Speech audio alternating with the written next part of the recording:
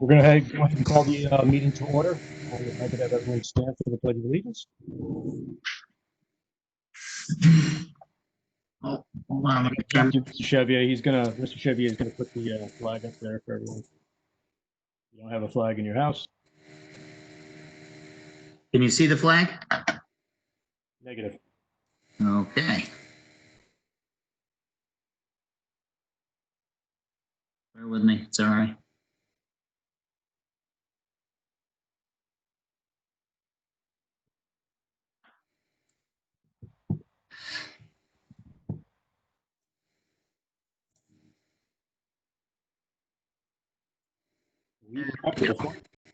There we go. Okay. I pledge allegiance to the flag of the United States of America and to the republic which stands one nation under God, indivisible, with justice for all.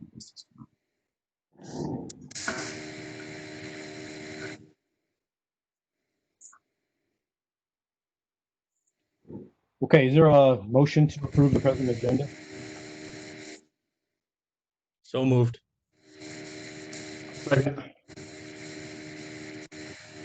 Any discussion on the present agenda?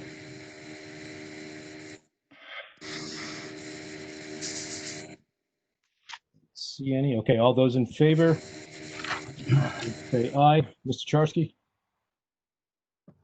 Aye. Gibson? Aye. Benetti? Mr. Heiser? Aye. Mr. Olson? Aye. Mr. Peter? My vote is aye. Motion passes. Thank you.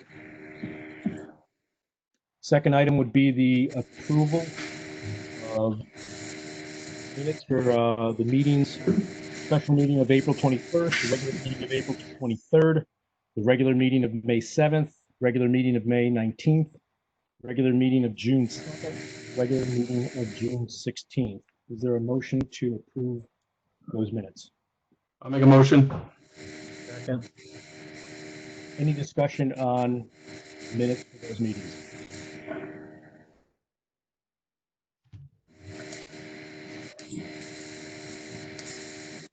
Move to voting.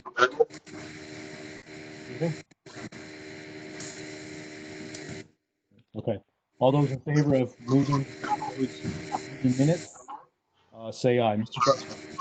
Aye. Mr. Gibson. Aye. Brandon.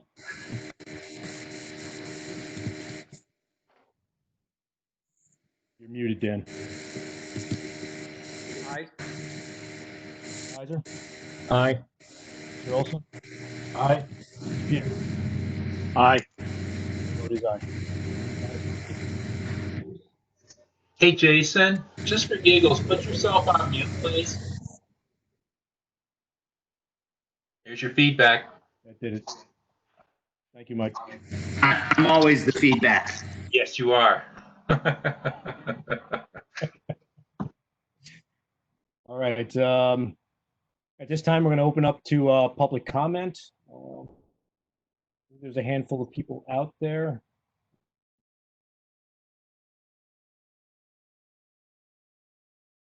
Actually, it's an interesting one. I believe they're muted. Correct?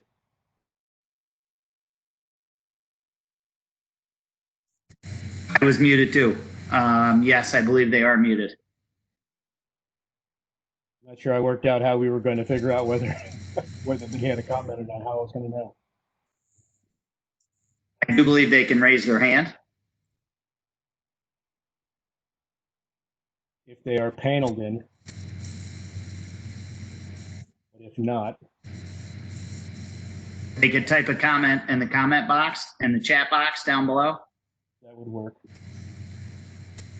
Right, so if there's anyone logged in, callers, there's a couple callers in. So what I'm going to do is I'm going to unmute those callers. And if there's anything you'd like to say, just let me know.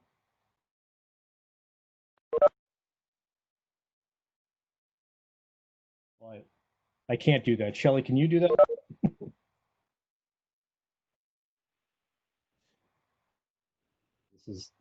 This is like a well-oiled machine, huh?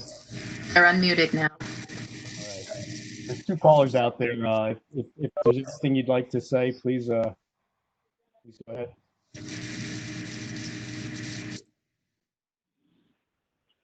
I'm going to go ahead and have Shelley.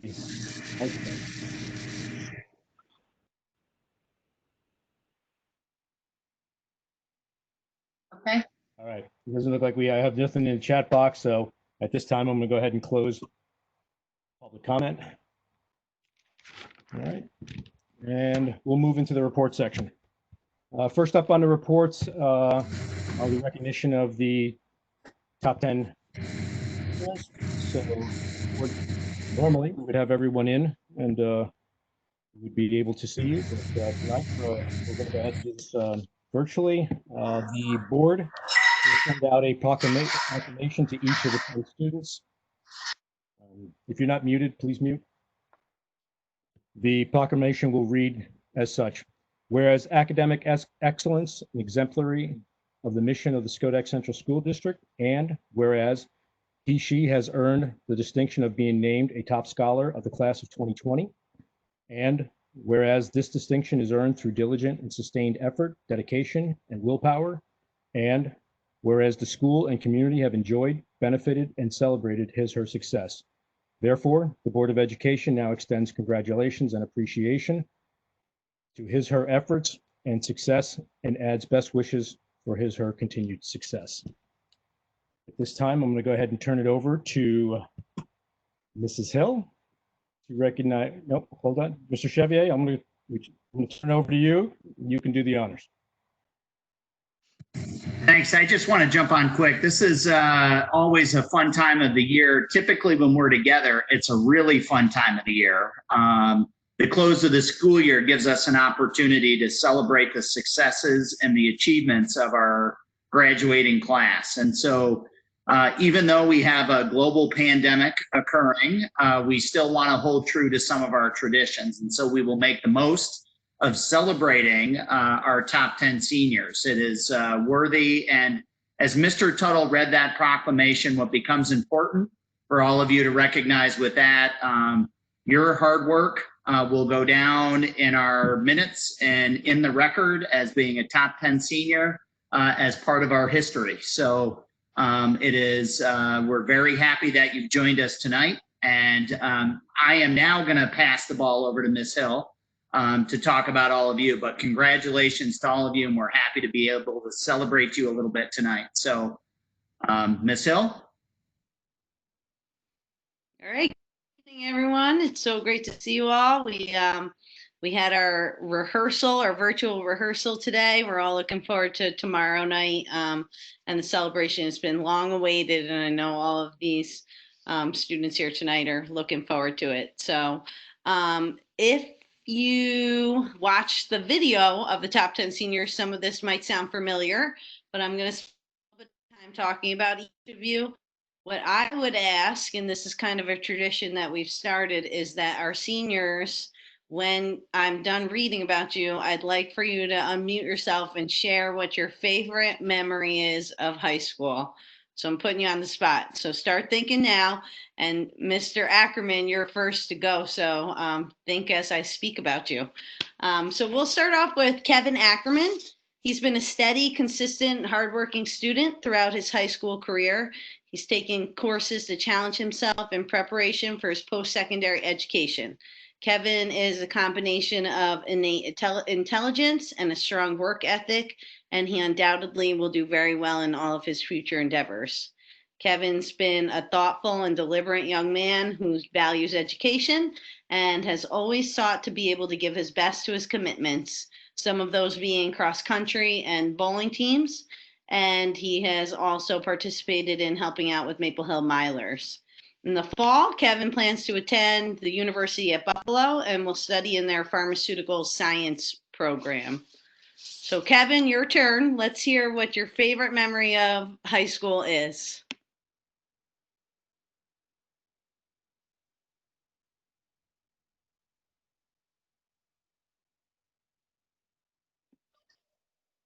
Was there? Is he not there anymore?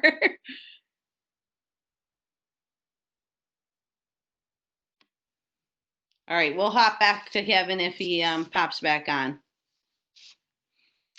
Next up is Brian Jacobs. He's been a strong student throughout high school and has had an interest in STEM from early on, expressing a potential focus on sustainability and renewable energies. He's worked hard in challenging courses throughout high school, which helped him set him up for acceptance in the competitive and rigorous New Vision STEM program at RPI for his senior year.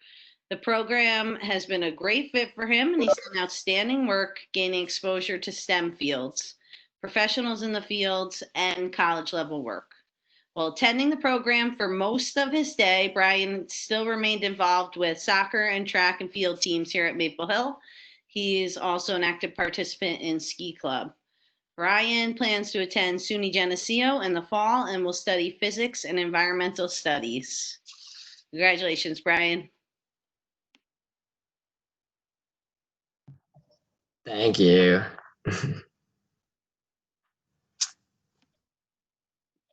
Favorite memory, Brian? Memory. Probably the last couple of track seasons, I guess I gotta say. It was a good time. If you've seen any pictures of Brian jumping those hurdles, it's pretty impressive. Kevin, I see you're back on, so we're gonna jump to you. Yes, sorry, this thing crashed on me for a little bit. I could only hear the audio. But favorite memory, I'd have to say the all-night parties. They were a lot of fun. I'm glad I got to do it a couple times. Sad I wasn't able to do it this year, though. And I'm glad I had the opportunity to do them. Congratulations, Kevin. I'm glad you were still able to hear us. All night Yes. parties are fun, but exhausting. I will tell you that. Thank you. Okay, next up is Jackson Sherwood. Jackson is a strong student across all disciplines with talents and intelligence that will help him go far in his pursuits. Jack is inquisitive and thoughtful and certainly is demonstrated through his participation in his classes. He's done very well in a strong college preparatory program of study with outstanding results. Aside from the classroom and his creative endeavors, Jack has also participated on athletic teams such as hockey and was a student athlete on Maple Hills lacrosse and soccer teams. And if you've ever gotten a chance to see Jack's photography, he's very skilled in that as well. Jack plans to attend UC Irvine Film and Media program in the fall and looks forward to a career where he can tap into his desire to travel and explore our landscapes. He's a talented and skilled student, and we look forward to seeing his future accomplishments. So congratulations, Jack. Thank you. I would say that my favorite high school memory is probably the 4 years I played lacrosse for the school. It was just a lot of fun to get out there and be able to play lacrosse for my school. So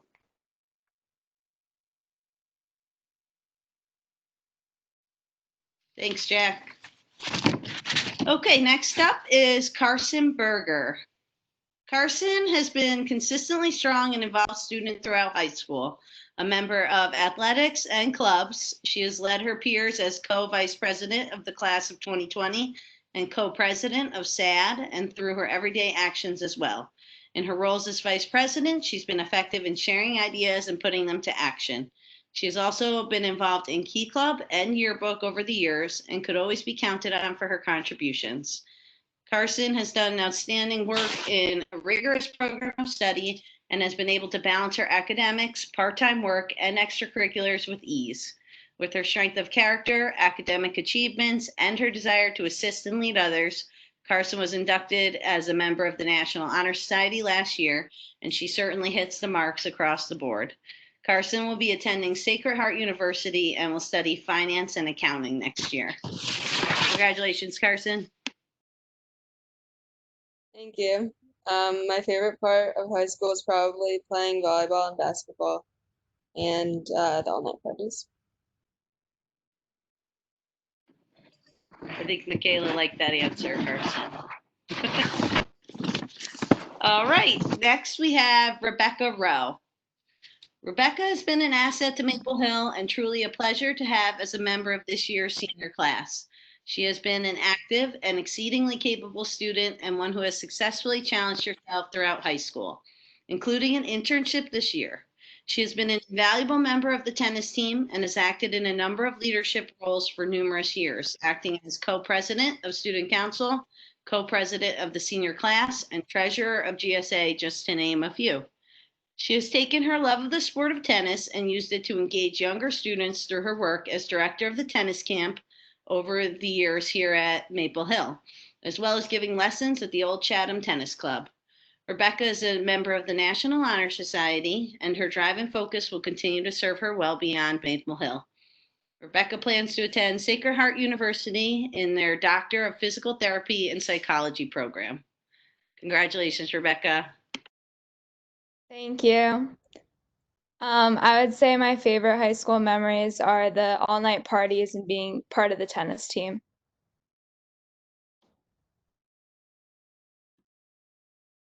Thanks, Rebecca. Okay, next up is Michaela Mayer. Michaela has been an incredibly and consistently involved student, whether it be in athletics and clubs such as SAD, Key Club, GSA, and drama, or in her community outreach, such as with Girl Scouts. Michaela is all in. In her sophomore year, Michaela was selected as our Hobie ambassador, and it was the perfect fit. She returned having been genuinely impacted by the experience. It clearly struck something in her, and she continued on as a student leader, energized by her experience. Michaela has always been ready and willing to jump in, such as during her time as a mentor and tutor to younger students or as a student representative on committees. Michaela has also been a student member on the Board of Education for the past 2 years. Across the board, she has given her all, and as a result, she was inducted into the National Honor Society. Michaela has a genuine desire to help others, and her natural inclination to guide others towards the positive has led her towards a career path in education. She will study special education and childhood education at SUNY Plattsburgh next year. Congratulations, Michaela. Thank you. My favorite high school memory, I would have to agree with Carson. Varsity volleyball this year was pretty fun and we did very well, as well as the 4 years I've spent on Science Olympiad. That will probably be one of my favorite for as long as I know. Thanks. Thank you, Michaela. Next up is Emily Smith. Emily is a truly and unique and inspiring young lady with a great heart and an intelligent mind. Her academic successes alone are noteworthy, but it is her genuine desire to get involved, make a difference, and absorb all that there is to experience that stands out. Emily has been a part of the volleyball and softball teams and a member of clubs such as GSA and SAD at Maple Hill. She also became a member of the Wellness Committee this school year. She participated in the Rotary Youth Leadership Program last year and has been a Girl Scout and camp counselor. But perhaps what is most admirable is Emily's heartfelt participation in mission trips to India and Puerto Rico, where she has great meaning in the opportunity to teach young children and to help rebuild after Hurricane Maria. With all of her accomplishments and contributions, Emily is a member of the National Honor Society. She will attend Hope College in the fall with a major in mathematics and a minor in environmental studies. I'm not sure, did Emily come on? Emily is having trouble finding the link / she doesn't know she got it. So texting with her right now to try and figure it out. Okay. Maybe we can try and send that to her and I'll keep reading and then we'll go back to her when she hops on. Okay, next we have Natasha Schrock. Natasha is truly a well-rounded young lady, and she has had a balanced and rigorous and varied academic career with her active participation in clubs, sports, and for her class as a whole. She has been a 3-sport athlete throughout high school and has led her class as co-president and co-president of the student council. Natasha carries herself with a quiet strength and uses her talents to make positive contributions, such as through Girl Scouts, SAD, and GSA. In the creative arena, she also has had some of her artwork shown at the high school regional art show at the Albany Center Gallery. She is truly a talented, dedicated, and determined young lady who has done outstanding work academically on a rigorous college preparatory path. As a result of her achievements and her contributions, she was inducted into the National Honor Society. Natasha will be attending Roger Williams University in the fall and studying criminal justice. Congratulations, Natasha. Thank you. My favorite high school memory would probably be like the bonds I made with my cross country, volleyball, and basketball teams. I know we'll miss watching you out there, Natasha. Okay, next is Hannah Brewer. Hannah is an outstanding student who has been active and engaged all throughout high school in clubs, in athletics, and in the community. She has been a leader in roles such as class treasurer and co-captain of Science Olympiad, and she has been active with Girl Scouts and with her church as some examples of her contributions. Hannah is truly an engaged learner, and she possesses a very strong work ethic and sense of personal responsibility. As such, she is a member of our National Honor Society. Hannah has found her passion in working with animals, and she has been volunteering with the Mohawk Hudson Humane Society for the last couple of years. She began with some basic care in the summer of 2018 and later became an adoption counselor, all leading her towards her next steps. She also participated in an internship this year. In the fall, Hannah will attend the University of Connecticut and will be studying animal science. Congratulations, Hannah.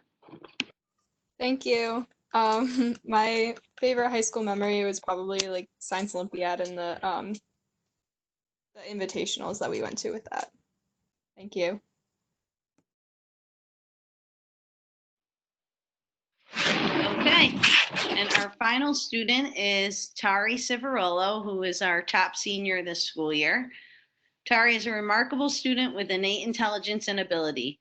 Across disciplines and throughout high school, she has earned top grades and has involved herself in so many wonderful opportunities and causes. Tari is bright, talented, and thoughtful, and she has made the most of every opportunity both at Maple Hill and beyond our school walls. She positively impacts the learning environment and enhances experiences for all involved with her kind heart and sharp mind, whether that be through her work on the paw print, her involvement with the Young Judea Social Justice Program, or her time with underprivileged youth through dance, to name just a few. She's a member of National Honor Society and was a commended student through the 2020 National Merit Scholarship Program.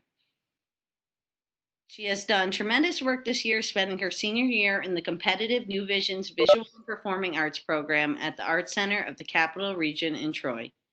Tari is looking forward to studying dance and performing arts and possibly political science at SUNY Buffalo in the fall. Congratulations, Tari. Hi, thank you.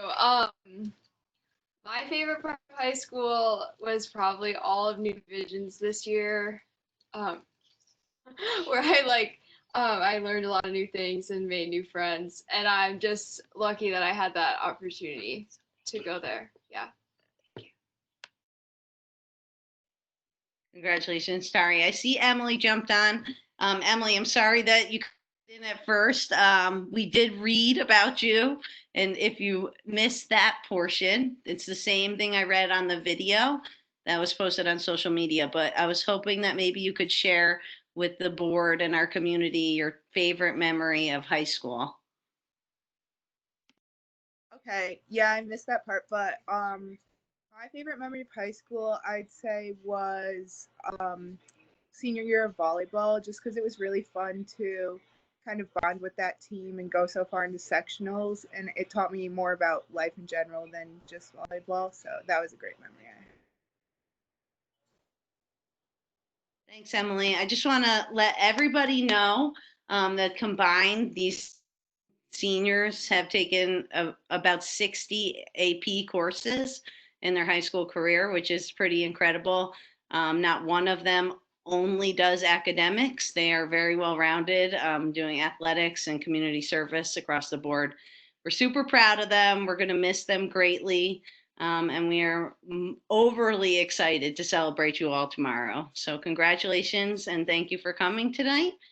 And I will pass it back off, I think, to everyone's clapping. You can't hear them, but they're clapping. I'm going to pass it back off to Mr. Tuttle. Thank you, Mrs. Hill. thanks to all the grads who got on. We appreciate you coming on and taking your time and letting us celebrate you. Mr. Chevier, did you want closing remarks on this? I just want to say congratulations to all of you again. Super proud of you guys. It's always a fun meeting to take the opportunity to recognize all of your hard work, and you deserve this moment of recognition, and you deserve to go down in our history for all your hard work and effort. So thank you for all you've done. We expect to hear great things about you as you move on to college next year. And just don't forget about us. Make sure you come back and visit. It's a must. You got to do it. And smile, Carson. Come back and visit us, okay? Congratulations again, you guys. Thank you. You guys are free. If you want to disappear, we get it. It's all good. Do you want to hang out with us? Feel free. Okay, we're going to move into the claims auditor annual report. And this whole time we've been trying to get Sandy linked in, but just not able to do it. But I believe I muted her mic, so she should be able to speak at this time. Okay. Can you guys hear me? Yes, I can. Okay. I'm in my phone, I believe.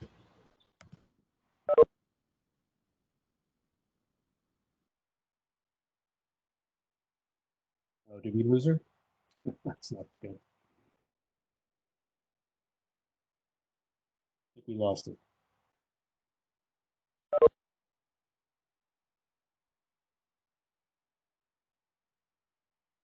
Let's give her a second to call back in.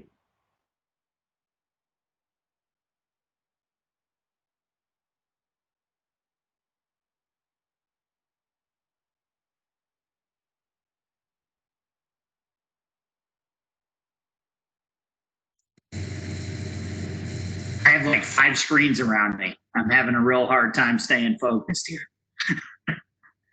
Trust me, they go back and forth. Everybody's probably wondering what I'm looking at. I've got Sandy in 3 times, but none of them can I make her a panelist, and neither of them are giving me the unmute option. So, Shelly, I don't know if you want to give Sandy a call and see if she can try to use the link on a different computer. I have been communicating with her. She got in using, I forwarded an email to her and she did get in, and that's the one she was talking on, but now she's gone and I'm not really sure. I'm waiting to hear back from her via text.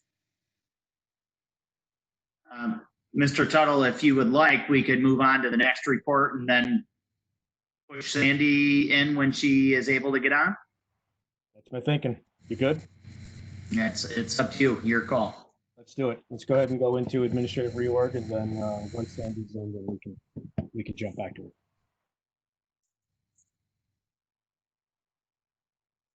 All right.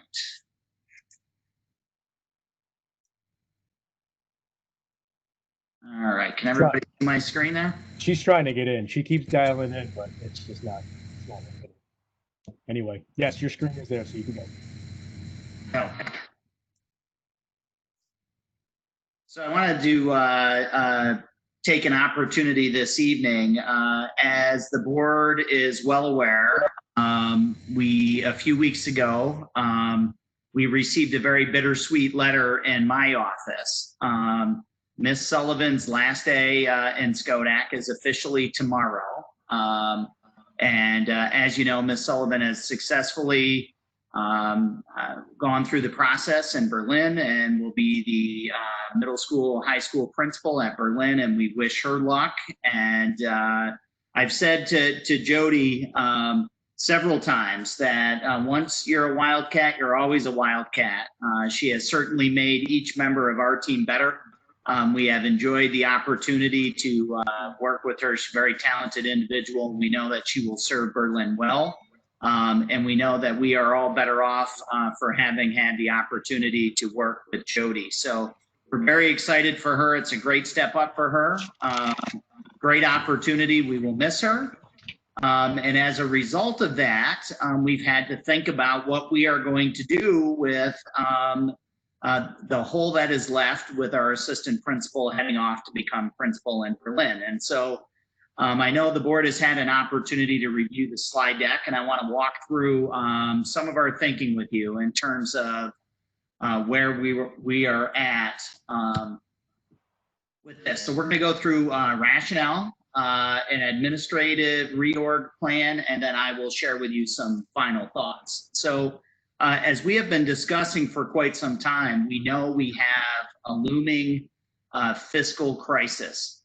We know that we are waiting for word out of New York State about revenue reductions. I've talked very openly to the board about hiring freezes and reevaluating every position that either comes up through attrition or if folks are choosing to leave and move on to another district. It causes us to take a look at where we are and how we might reevaluate those positions. We know at any time we want to reevaluate every position. We would rather reevaluate if somebody leaves or retires so that we can see cost savings by restructuring or through attrition. And therefore we don't hire somebody who we might not be able to financially keep moving forward, knowing that there's a question mark around this year and the next couple of years to come. So we've got a couple of different things that we really needed to consider, and I want to talk openly about those. Jody's is the very obvious one.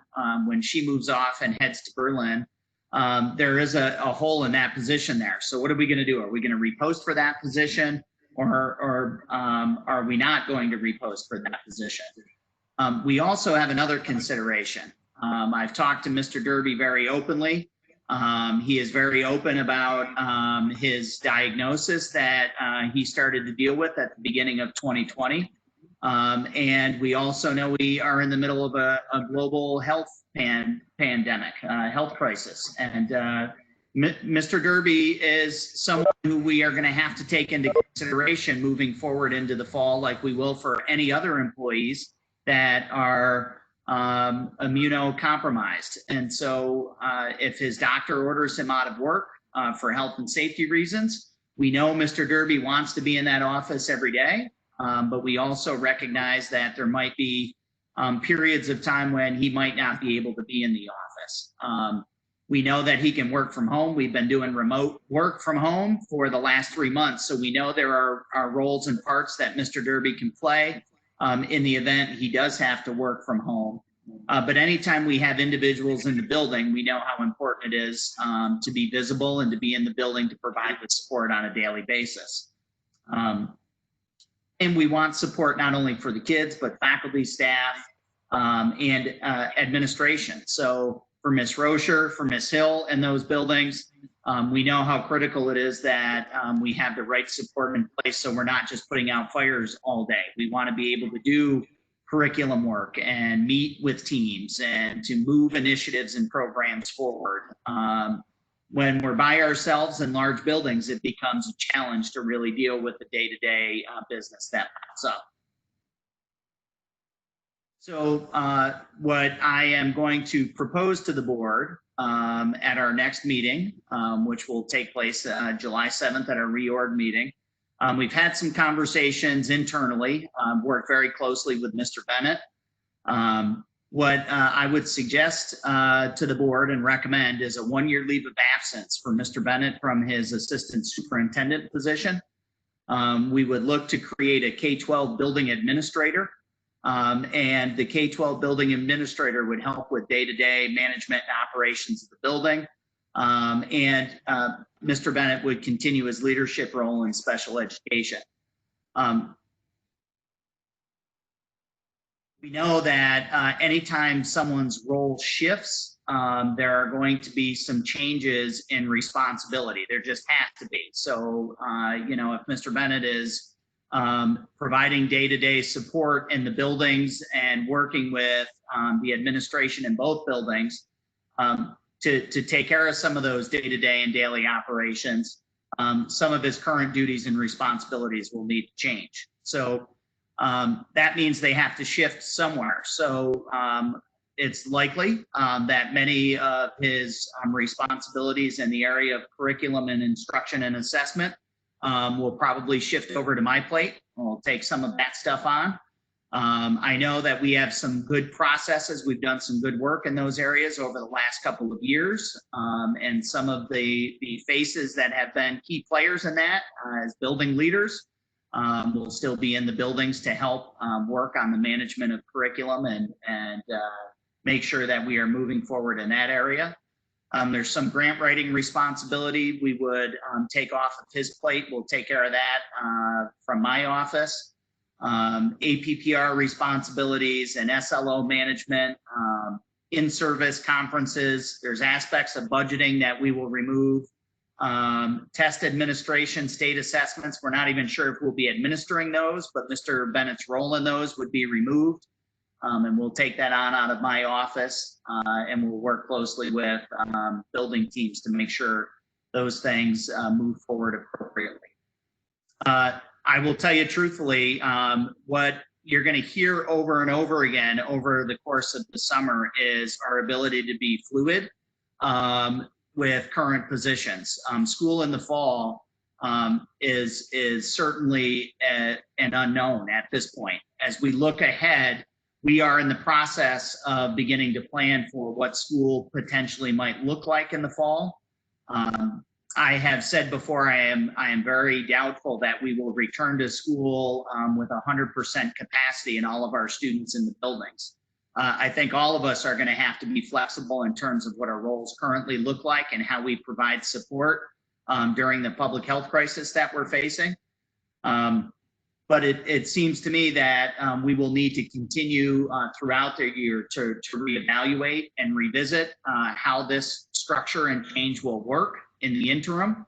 I would like to revisit it at the end of the year. It is a 1-year leave of absence. So we would come back to the table, reevaluate how that support has been useful. If there have been problems with it, we'll have a better understanding of what our revenue situation looks like. And we likely will need to make a recommendation for the outgoing year. So it's a 1-year commitment to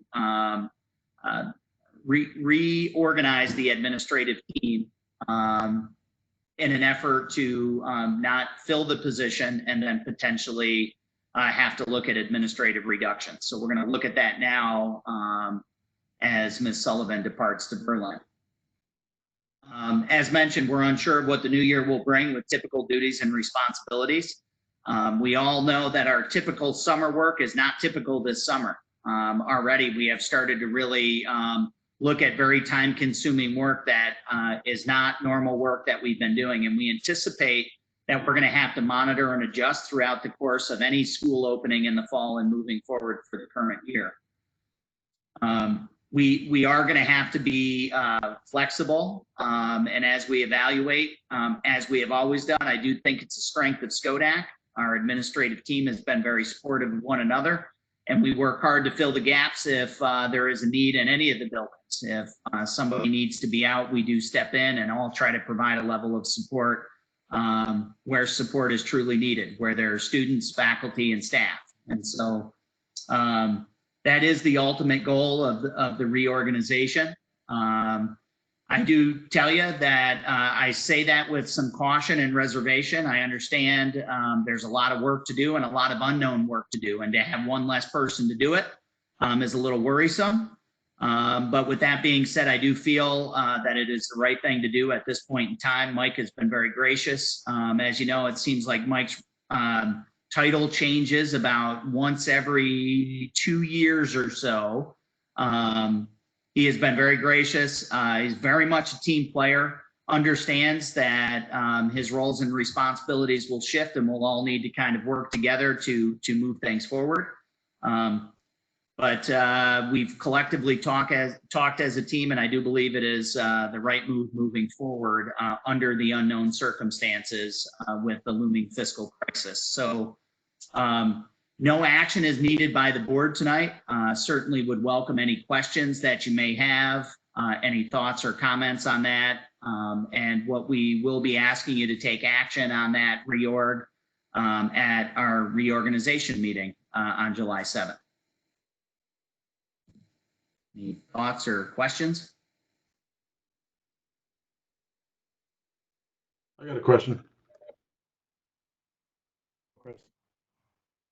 Why the leave of absence? Why can't we just shift responsibilities? Why does it have to be so formal as far as title and everything? It just seems like it's a little extra step that may or may not be needed. Well, here's my rationale for that, Chris, is really, in all fairness to Mike, his current job offers a job description with certain responsibilities that he won't be fulfilling as a result of the reorganization. So what we would look to do is create a job description for him that's more in line with what the expectations are of the work that will be done for that leave of absence.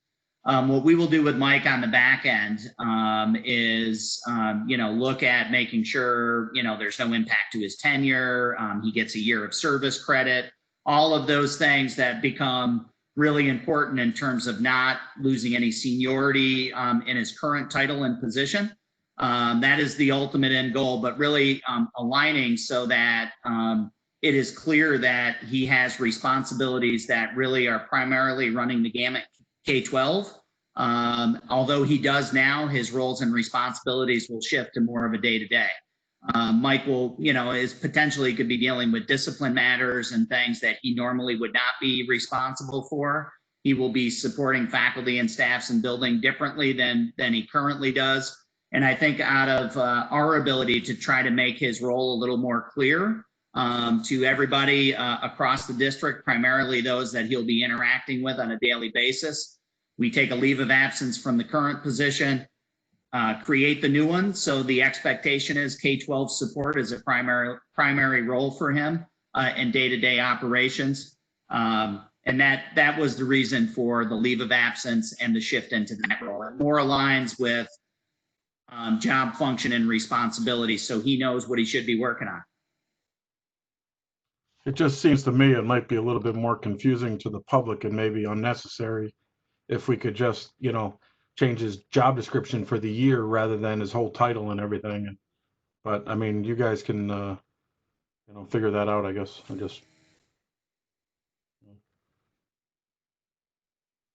I appreciate that feedback.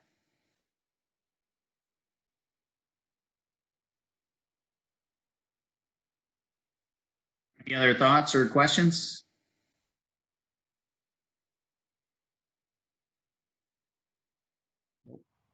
Turn it back over to you, Mr. Tuttle. Okay, Sandy, we're going to try it again. Thanks for hanging in there.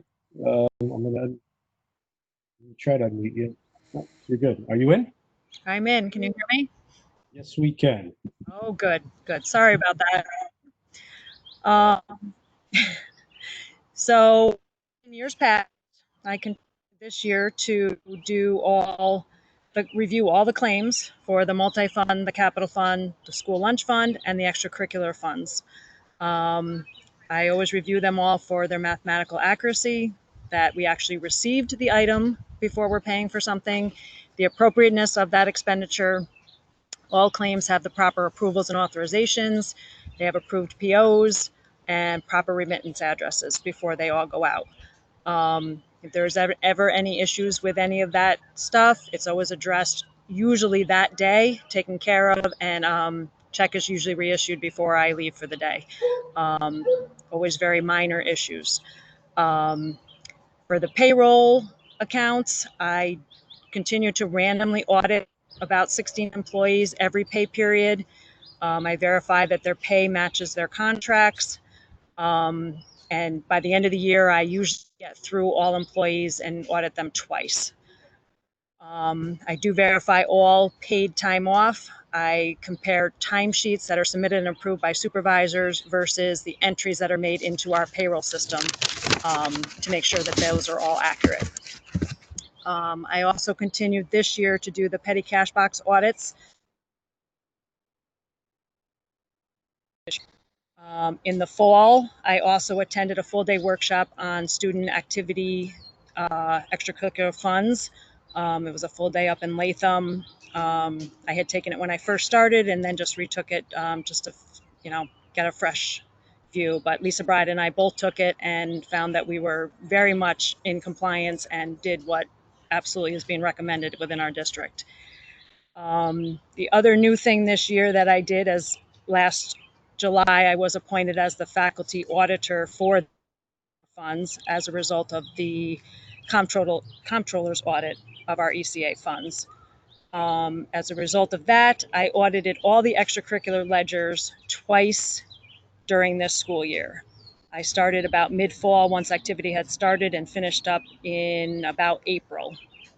So I asked every request from the faculty advisor and from the student treasurer ledgers, and I would compare them to our records in the business.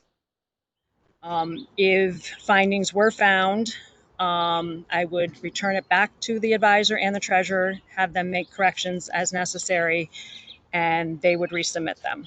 There was a few minor findings, items such as sales tax not deducted or deposit missed, but everyone was very active, submitted their corrections on a timely basis, and all the ledgers were always approved. The last thing that I was going to touch on was the COVID closure, and that once the closure was possibly suspected, we started making a plan in the business office. It did happen. We communicated daily. We condensed up my office time into once every 2 weeks. So I was in, we did payroll and the other funds on once a week. But during that entire closure time, we maintained our usual practices, all our internal audits, all our controls, and we maintained our business continuity through the entire time and still do. So that all went very smoothly. And that's about all I have. Any questions or comments? So Sandy, it sounds like from your point of view, everything is in order and working for the most part smoothly. Yes, everything's been great as always. Any members from the board have any questions for Sandy? Does it look like it? Okay, Sandy, thank you for hanging in there and appreciate your report. No problem. Thank you. Okay, have a good night. You too. Okay, Mr. Chevier, back to you for the COVID-19 update. Okay, thank you, Mr. Tuttle. Let me just share my screen with everybody again.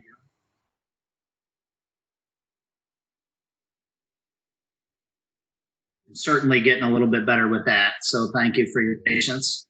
Wanted to give the board an update on closure. I thought it would be good at the end of the year to talk about where we were in the closure of the school year, where we are now, give you some current updates, and then where we are going, the future planning and the work that will be taking place over the course of the next few months. It was actually kind of fun putting this together, looking at some of the various events and things that took place during the closure of the school year. The last month or so, as we really wound down the school year, quite a few of the traditional activities that we would normally provide to our students, we did our best to provide virtually. I know it's never quite the same to do it virtually, but it was, the building teams worked very hard at creating opportunities and experiences for students, even though they were virtual. There's a lot of recognition and things that we do at the end of the year, a lot of milestones with students moving on. We wanted to make sure that we recognize folks. So we created a list of different activities and things that took place during the closure of the school year for you to take a look at. And although they weren't the same as some of our traditional ceremonies, many of the events you may or may not have been aware still happened. And that is through a lot of hard work and dedication from our building leadership. Our faculty and staff have been outstanding through the end of the year. I got to play dad during the 6th grade moving up ceremony and parade. It was really a lot of fun to get in line at the church, drive past the elementary school, see a whole bunch of teachers at the elementary school, and parade up to the high school and see a bunch of faculty and staff up there. It was kind of a nice connection for our students and a nice way to see them move up from the elementary school to the high school. Some of our events like the Honor Society, high school awards night, as you know, we did lawn signs for seniors. Really just a lot of fun stuff that took place over the last few weeks of the school year. And of course, all that will culminate with graduation, which will take place tomorrow. Knock on wood, we're hoping the weather stays nice for graduation tomorrow evening. On top of all of that, food service will continue through tomorrow. Tomorrow will be the last day that we are providing food service. That's not uncommon.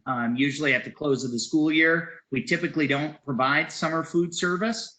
What we do is we send out a notice to all those folks about local places that they can go if food service is required. And of course, if any family does need some additional help, they are in contact with school folks, and we will certainly work out and reach with families who might need additional support. We have seen the number of families in need of food service decline over the last week or so. So we definitely have, I think we're right around 60 that are still taking advantage of that. And we were up at a high point right around 100 that we were doing every day. So we've seen that number decline, but a real shout out to Chartwell's and our team that helped provide food service over the course of the school closure. We couldn't have done it without them. They were very flexible and gracious. They did great work. And kudos and credit to facilities and our custodial crews who put together backpacks and helped pack those backpacks for our backpack program. Brian made weekly stops at the food bank to pick up food. Social workers and counselors were in touch with families. Rico Freeze and some other folks were still heavily involved in making sure that we took good care of families. And just because summer's here doesn't mean that stops. That is something we will continue to keep a close eye on and work to support families over the summer. Very busy end to the school year. So where are we now and what's happening in light of the school closure? So we're continuing to wait on guidance out of Albany. Primarily, we know that the governor has used quite a few executive orders. I think for many of the executive orders that were issued, we do have some closure on those, but not all of them. To give you an example, the food service, we received a food service memo yesterday on summer feeding.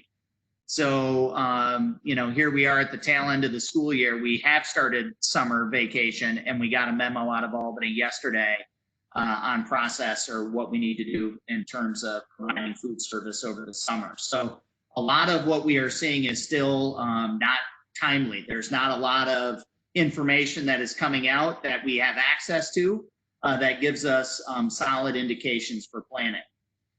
What I will tell you is happening is the Regents Reopening Task Force, and hopefully you had a chance to click on those hyperlinks and check out some of that information. The Regents Reopening Task Force is working.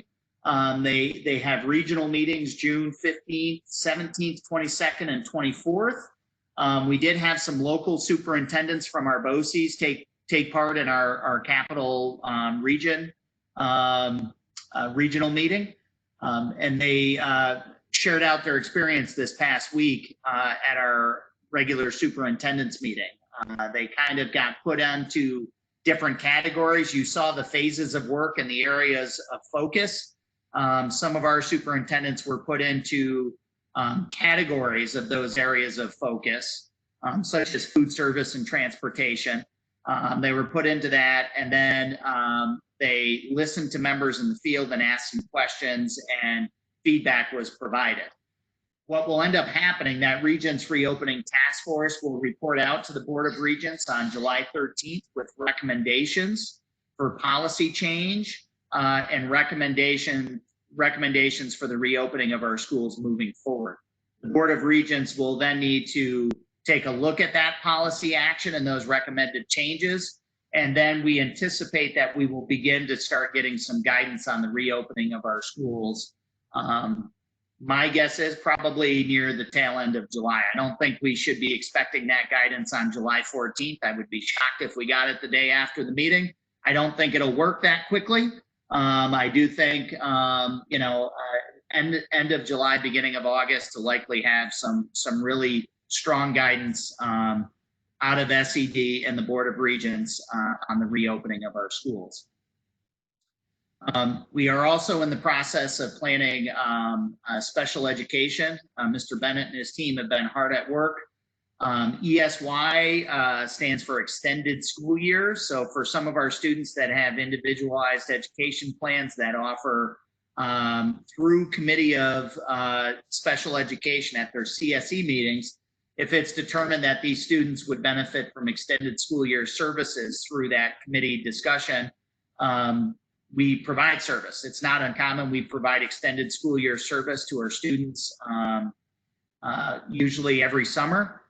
The governor came out probably about a month ago and said there would be no in-person summer school. And then probably 2 weeks later, he came out with the announcement that special education extended school year services could be provided in person, and we should check with parents. And if parents want in service, districts really are pretty much on the hook for providing in-district services to kids. So Mike and his team have been working diligently on the back end with very closely with Matt LeClaire and the building principals to talk about which rooms we would use, how we would remain socially distant, to make sure parents understand protocols and procedures, make sure we're doing proper cleaning of facilities after kids come out of the rooms and leave for the day. Kind of been a race to get all that stuff operational and ready to go. Not a lot of time to plan.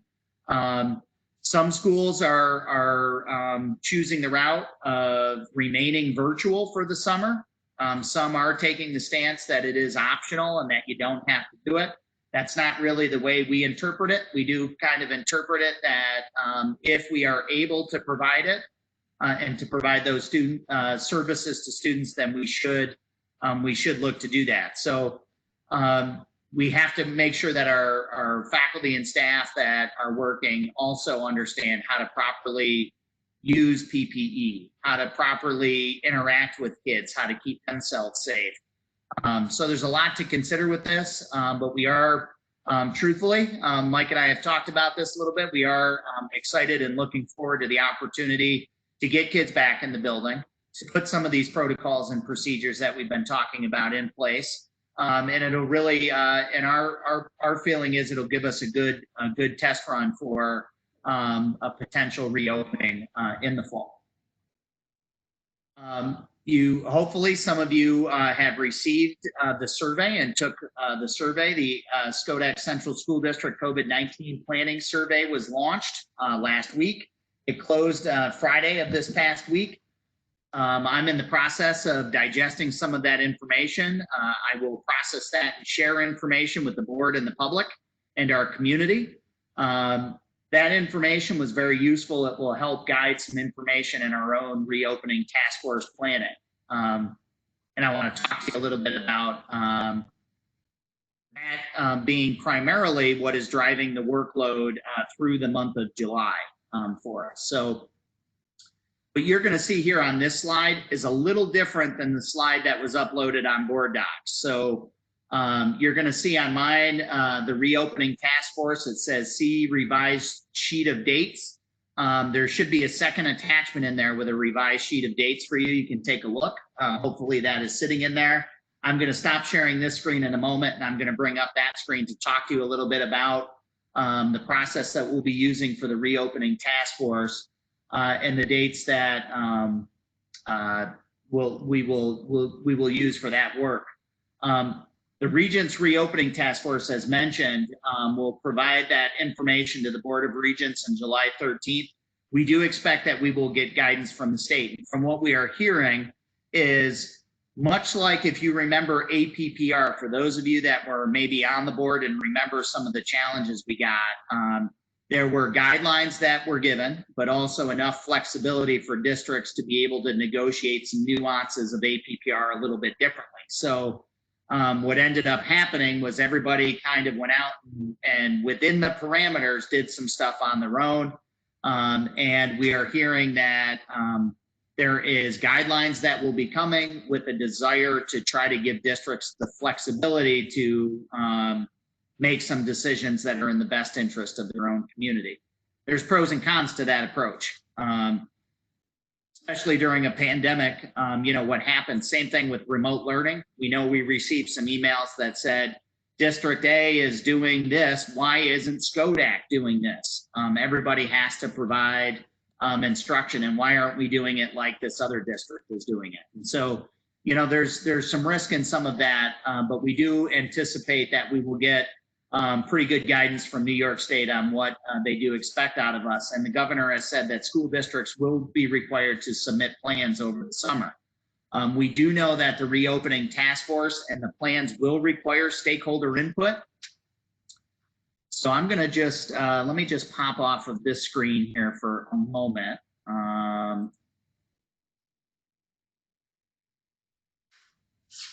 One second here. You all see this document? Yes. Okay. So my team has been very gracious. We've been, you know, looking at vacation schedules and dates, and we have finally come to terms with how we are going to manage the reopening task force. And there's a few things that I want to just kind of make mention and talk you through. We want to do a series of town hall community meetings. Those are meetings that I will facilitate. The first one would be June 29th. And the purpose of that meeting to the community will just to bring them up to speed based on school closure and what the work will look like over the duration of the summer. I am planning 3 additional town hall meetings that we will open to any members of the community or public that want to be part of those meetings. And I have tentative dates set aside for July 20th, August 10th, and August 17th. And really the purpose of those meetings will be to inform the community as to the progress of the work of the advisory committees and the steering committee. The advisory committees, as listed below, the purpose of the advisory committees will be to make recommendations to the steering committee, and they're going to have areas of focus. So we're going to have 4 different advisory committees in each of the areas that you see listed here on this sheet. Each of these committees will meet at 4 p.m. Monday through Thursday. Following the work of each of those committees, the steering committee will get together and meet, and we'll get reports from each of the advisory committees. The steering committee will ultimately be responsible for helping with the decision-making process as we gather all the recommendations from the different groups that are essentially working in isolation with one another.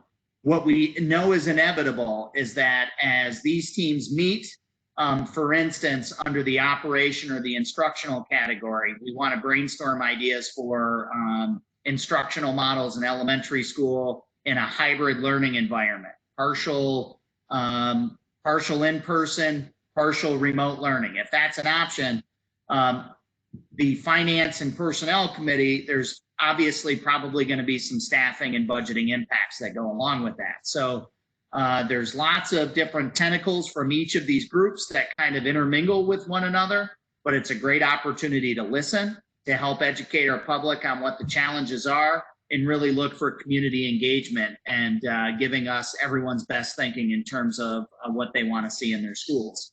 What we do have to recognize is that if we are required to follow some guidelines, let's just say staying socially distant in school, that's going to present a real challenge for us. Our typical, when you think about an elementary school classroom, the way it's set up and the way it operates, is going to have to probably look and feel very different than it ever has before. And what does that do to the culture and climate of school during a pandemic and in-person learning? And so There are lots of challenges that we're going to be faced with, and we're going to use each of these advisory committees with some guided questions and some engaging technology to try to engage everybody in the process, so it doesn't end up like this, with me speaking to you, you receiving all that information, you listening to me talk, and not getting a lot of information back. So we're looking at using Nearpod, which is an interactive tool that would allow our public to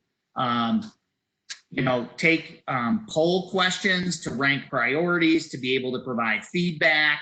And we are able to kind of process and keep that information and synthesize all of that, in addition to some discussion that takes place virtually. But we know a virtual discussion is not as robust as putting people together in small groups at tables and discussing topics. So the challenge is doing all this work virtually and making sure we're getting input from a variety of stakeholders. So the meetings will occur throughout the month of July and through the beginning of August. We hope that by the end of July, we will receive some documentation from New York State. We have to recognize some of the work that we do, we might have to toss out based on the guidance that comes out of New York State. But I am a firm believer. We know that there are certain areas we are going to have to look at, and we're going to have to be ready to modify and change. So we're going to begin that process, recognizing that that will likely very much be part of the plan on New York State. Again, as mentioned, the steering committees, what they will do is they will meet after each of the advisory committees meet. The steering committees will meet and get reports from each of these groups and begin the process of decision making and problem solving and synthesizing that information from across the board. And again, all stakeholders will be represented on the steering committee. Our last steering committee meeting would be August 5th.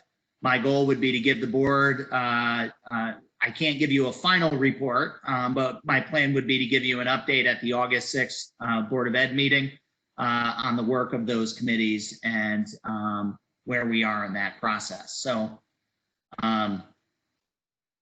there's a lot of meetings over the course of the month of July where we're typically doing building work and prepping for the opening of the school year, but this is not a typical summer for us. So this is going to dominate quite a bit of the work that will take place in July. These town hall meetings purposefully scheduled for August 10th and August 17th. The hope is to give an update on July 20th with the progress of the work and to hear from the community, and then have 2 dates scheduled on the 10th and the 17th to kind of report out. And hopefully we are really close to being able to share with everybody what that reopening plan will in fact look like. And I think the more we can do to prep and prepare our community for that, the better off we will be in the long run. We don't want to be doing it the last week of August just before school opens. So the idea is to be open and transparent, to hear from our community and to hear what some of the concerns are. And that information gained from the survey has been valuable. We've opened that up to all the stakeholders in our community. We have valuable data already. This will continue to build on that and provide voice for those stakeholders as we formulate our plan for reopening. In addition, what we will be taking a look at is, as you know, the governor has talked about his work to reimagine schools. We have no idea what that looks like in terms of reimagining schools. We know he has a different group that he is pulling together to look at potentially some significant changes to education. And we haven't heard a lot about what that potentially is going to look like yet. So that is still out there, and I do believe the governor will be looking to make some broad sweeping changes to public education in New York State. I know I've said this to all of you before, but we are going to be dealing with this uncertainty until we have a vaccine. That you keep hearing over and over and over again, and we don't know when that vaccine will be out. I know Dr. Fauci keeps saying he hopes it's early 2021, but their best guess is at the moment. And so we have to be ready to approach next school year with fluidity and flexibility. It is an absolute must. We might plan for the opening of schools, and we might end up with an outbreak which would cause rolling school closures for a significant period of time. and we need to be flexible and ready to jump in and out of different models of educating our students throughout the school year next year. So a lot of important work to come in the days and weeks ahead. I know we have members of the Board of Education who have offered to help on the reorganization task force and the teams. I know if you have any interest, I would just ask you let Mr. Tuttle know. He can pass that information along to me. I know I have some of those names already, but I will be in touch with all of you to talk with you about your role and to make sure that these dates and times work for you. We'll put you where you're going to be best suited to have a voice and to be part of the work that happens here. So I do have to give a lot of credit to our faculty and staff at the close of the year. They made a lot of magic happen throughout the duration of the year. You've got a strong leadership team. I don't have to tell you that. Folks did a great job. Everybody supported one another. We know that there were bumps along the way. I fully anticipate there will probably be bumps along the way as we move forward into next year. And so our goal is to try to be ahead of planning, to be transparent and open with our community, and try to stay ahead of it as best we can. So any questions or comments on COVID, closure of the school year, work going on? Any questions that we might be able to answer for you tonight? Mr. Heiser, go ahead. Did you see that I raised my virtual hand there, Mike? I saw that. That was crazy. I was just about to tell everyone just unmute and speak. Okay. The only question I have is, Jason, is it assumed that all of the meetings you've talked about through July into August, that these will be virtual meetings? The size of the groups, they're likely to be virtual meetings, yes. Okay. I don't think, when we're looking at being socially distant and bringing folks together, I know right now in phase 3, we're allowed to be in groups of up to 25, I think is the number at the moment. That might go up a little bit in phase 4, but we also want to just be mindful of the fact that there might be a level of uncomfort bringing a large group of folks together to do some of this work. So Yeah, I think that's wise. I was just curious, so thank you. you're welcome. Any other thoughts or questions?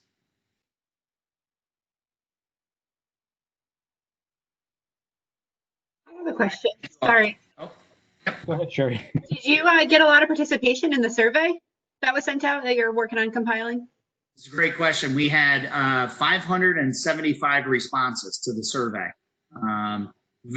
Probably one of the best response rates on a survey we've ever sent out. And it was great. We actually, for those of you that took the survey, we had student responses, we had parent responses, we had teacher and staff responses, and school leader responses. And so it really kind of broke it up by response rate, but we had quite a few students participate, over 100 students participate in the survey, which was great. And quite a few parents. It was great to get their input. I think parents very much appreciated the opportunity. The narrative questions we asked in the survey, please tell us what you think we did well. Of course, it's always great to hear those things, but I think that's important for us to share with faculty and staff. It's good to hear from people that had to live through this, what we did that worked well.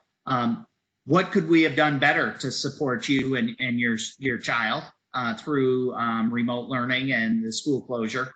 And then is there any other feedback you would like to give the school? Anything else you'd like to consider? So they're pretty wide open questions, but it's good to kind of read through some of those narrative responses to start looking for patterns and common reoccurring themes. And those are some of the things that we will infuse into our reopening task force to make sure we're addressing some of those common concern areas that folks have brought up. So we're going to really approach it in 3 phases when we start to do this work: 100% capacity, 50% capacity, and 0% capacity. So we know what school is like at 100% capacity. We already know what that's like.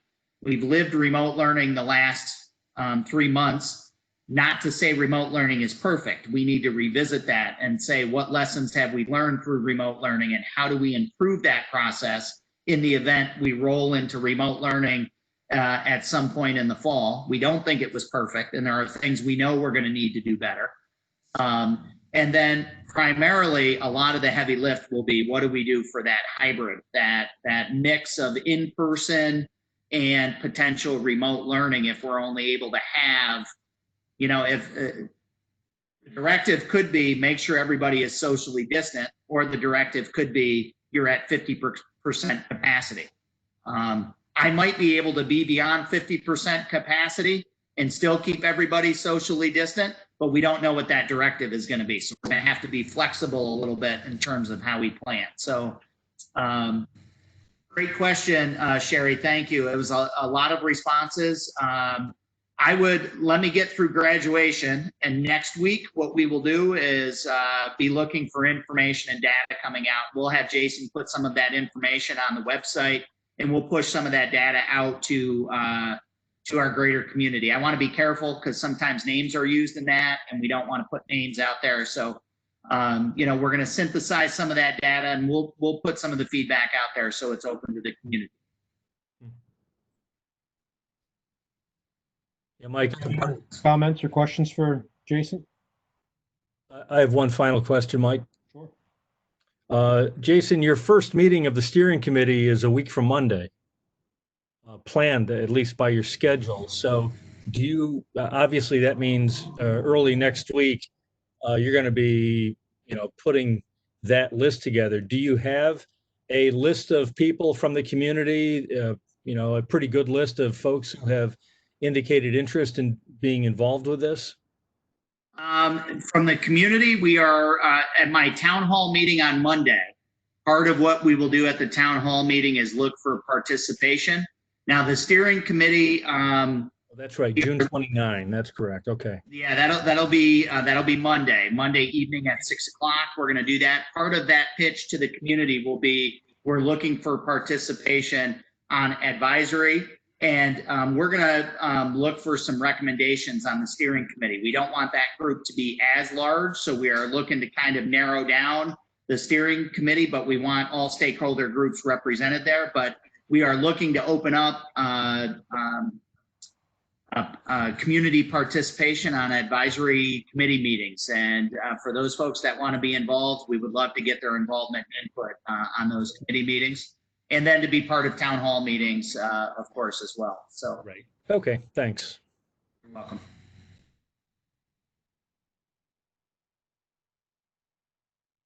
Looks like it.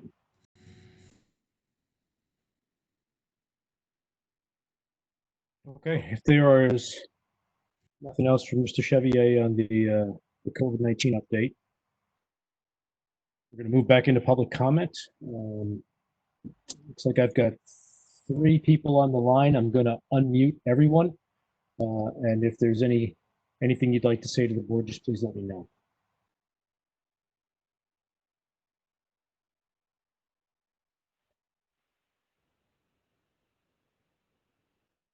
Okay, you should all be unmuted at this point.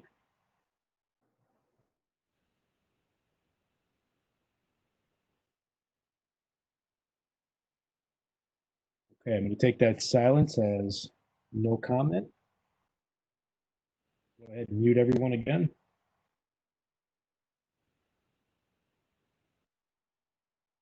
All right, at this time we'll move out of public comment and move into board discussion.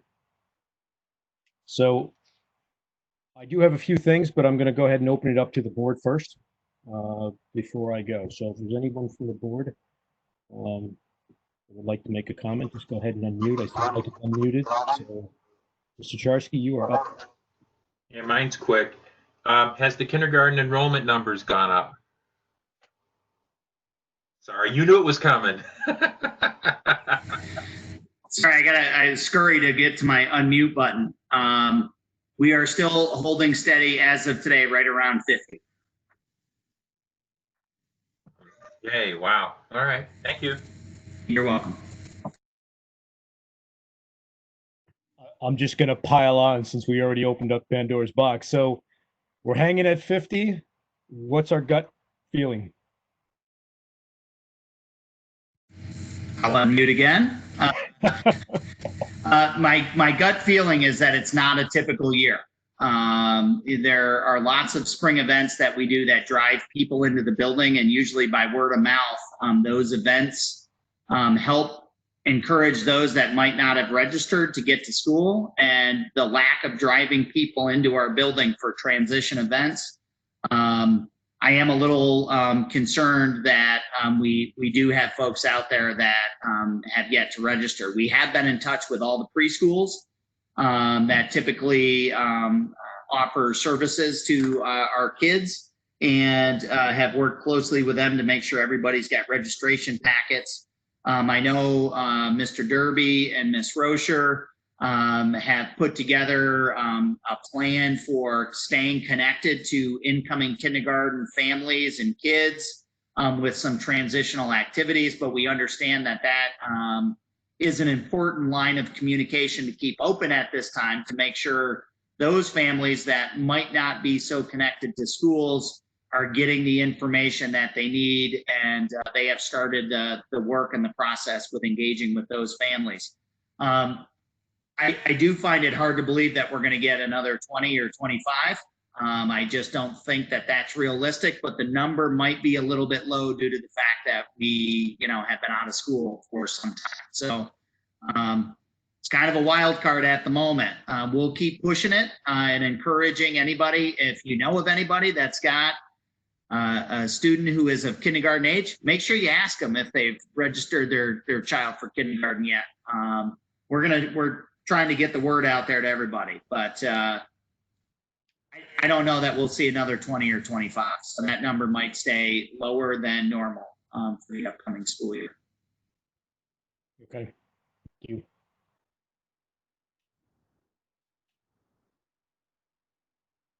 Mary, you are next. Oh, thank you.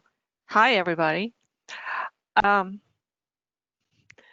I just wondered if Jason thought that perhaps some parents are hesitant since they may or may not have an option to hold their child back. You don't have to go to kindergarten or go to school until you're almost 6. So I wonder if because of all of this COVID stuff and the pandemic and everything, parents were a little bit more reluctant to send their children if they could even go early. Are you all right if I just make a quick comment on that? So I think that's a very good point, Mary. One of the things I think we're going to have to deal with in our reopening task force and our team is we will have students potentially that are immunocompromised that might not be able to come back or might not be comfortable coming back, and we'll still have an obligation to provide an education to those kids. We will have faculty and staff that are immunocompromised that we will have to provide accommodations for. And we are likely to just get people that have healthy kids at home that are not comfortable sending their kids back into school. And so I think you make a very valid point. That definitely could be a reason. And one of the things we are going to have to be prepared for is during a pandemic, Mr. Chevalier, I'm not sending my kids in for in-person instruction. I'm keeping them home where I think they're going to be safe. And you're still going to be providing instruction to my child. So those are some of the nuances of the work that will need to go on over the course of July in some of our discussions. But you could be absolutely right. You could be seeing parents that are saying, much like kids that were scheduled to go away to college, that aren't going to potentially have those on-campus experiences. Parents might say, why am I sending my kid and paying that bill? I might have them take a year off and stay at home, and then I'll send them when all this stuff is over with. So you might be right on the money there, Mary. Certainly could be a factor.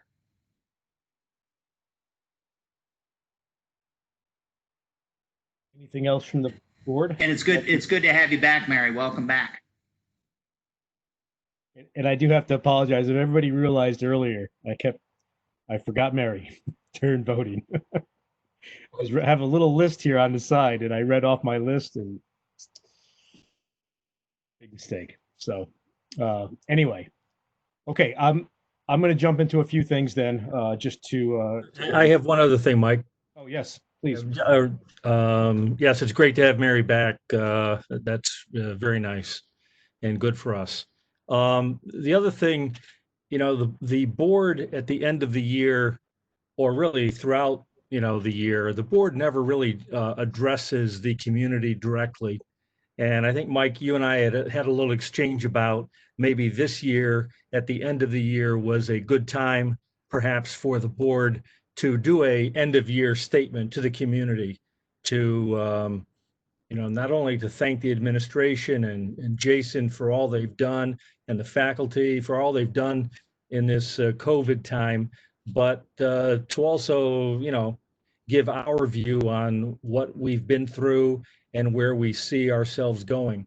Is that something we would like to try to do in the next, well, I don't know, in the next few weeks?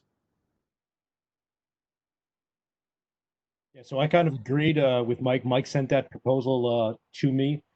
Makes a lot of sense, kind of a end of year roundup sort of thing.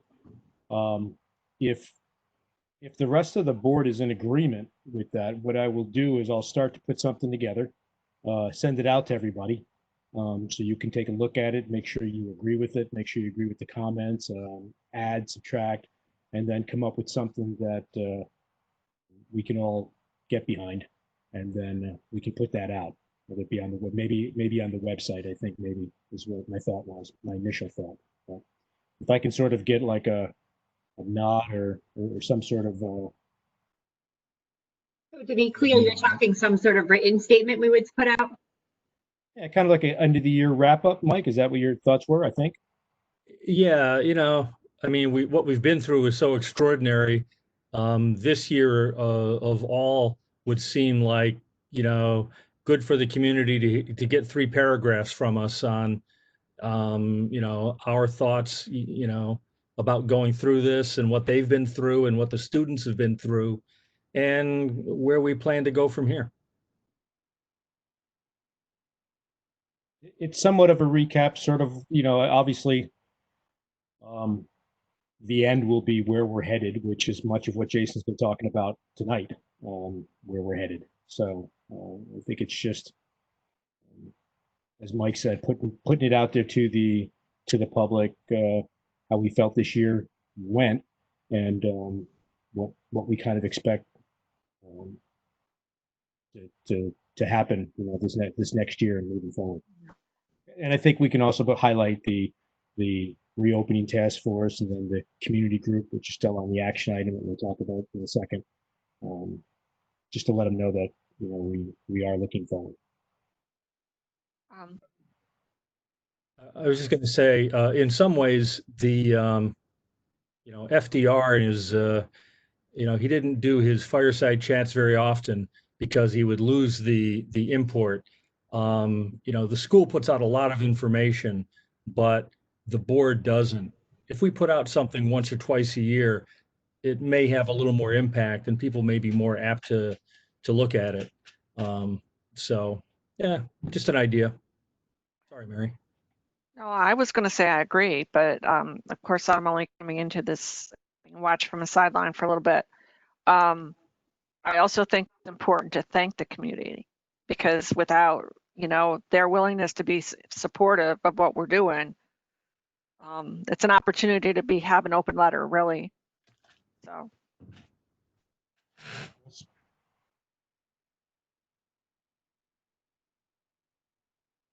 Chris, did you have something? I see your hands up. I do, thanks. I wasn't really sure where to squeeze this in, so board discussion, I guess, is the best place. But I just wanted to take an opportunity to thank the public for entrusting me to serve on this board for 6 years. It really has enriched my life. It's been an honor and a privilege to serve, and it's been unbelievably outstanding to work with all of you, all the board members that have come before you, the staff, the administrators. It's an incredible team, and I'm extremely proud to have been a part of it for this long. Thank you, Chris. At the end of board discussion, I was gonna hit that, but since you've preempted it, I think on behalf of the board, we appreciate your service for the last 6 years. We certainly appreciate your service as the president for 2. And hopefully we'll see you back Thank you. when you get lonely again. On Wednesday nights. Hi. It's Mr. Dennis. Sorry, am I okay to go? Yo, absolutely, Michaela. You didn't put your hand, your little icon hand up, but I'm gonna I'm give sorry, you I don't know how to do that. WebEx is not my forum. I wanted to follow Mr. Olson just on that note because I am graduating and I have been privileged to be a part of the board for the past 2 years, and I wanted to thank you all for hearing my voice as an equal sitting on the board. I know that not all districts even allow a student rep, much less let my voice be heard and my opinions be shared. Hopefully I'll be able to have some more coherent thoughts and a message to send to you guys later on. I wanted to thank you for having me, and I will come back and hopefully see you all. So thank you for everything. another round of virtual applause there. Michaela, thank you. You're also on the list to thank before you got off. So we appreciate your service. I mean, 2 years probably won't happen again, but we appreciate the fact that you're willing to stand up, to take on the extra responsibility, to spend the evenings with us, and never shy to give your point of view. So we will miss that. Hopefully, the next person or the next a student that comes along will have the same enthusiasm. So good luck to you. I know you're going to do well. I don't think any of us doubt that. Mr. Chevier. Yeah, I just want to remind Michaela, when she gets through school, we expect to see resume come through, right? Just saying, you know some people, all right? Get that resume in. Well, I am taking the Miss Hill track, so we'll see. And Michaela and Chris, both of you, Michaela, we appreciate your perspective always. The student perspective is so powerful, and we appreciate you giving up your time and evening to be part of the important work that the board does. So we hope that you've learned along the way, but know that we've learned from you too. That's very important for you to know. So thank you for giving up evenings of studying and doing other fun things to join the Board of Education and offer your positive insights and perspective. They're very, very powerful. And to Mr. Olson, I would be remiss if I didn't thank you. It's been a pleasure working alongside you for the last 6 years in different capacities, but getting to know you, it's been a pleasure working with you, and thank you so much for all your service. I know you won't be a stranger. We'll see you. But thank you for all you've done. It's greatly, greatly appreciated. You'll be missed. Thank you very much. Thank you. So although I was going to hit all these at the end of our discussion, I'm just going to roll with it now. So to Mary, yes, Mary, thank you for coming back. We're happy to have you. And for Jody, from the board, thank you for your time. We knew, I think, when you were hired, we felt like it was going to be a good fit, and you certainly proved that point. So thank you for your time with us here at Skodak, and good luck to you. Hopefully we will see you around.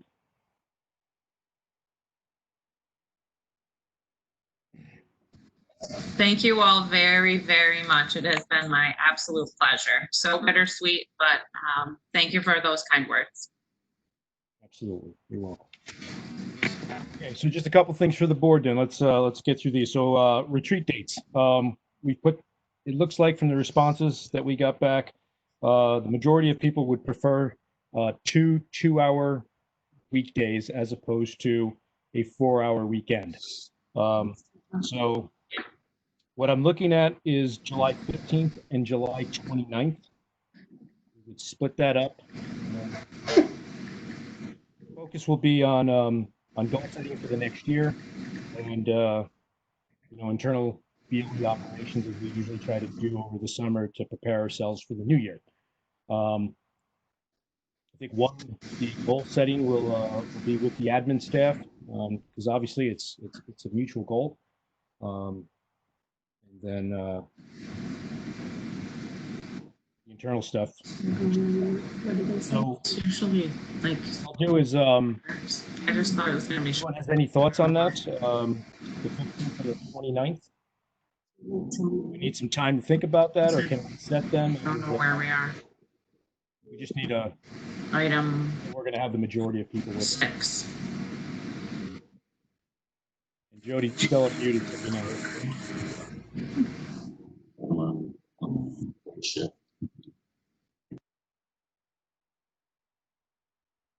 Okay, I'm going to take the silences. I'm going to go ahead with those dates, and we're going to put them down, and we'll get all this stuff out to everyone. This will be in the reorg. So next month when we do the reorg, we'll also do the calendar for next year, and we'll include these in the calendar. Mike? Um, Mike?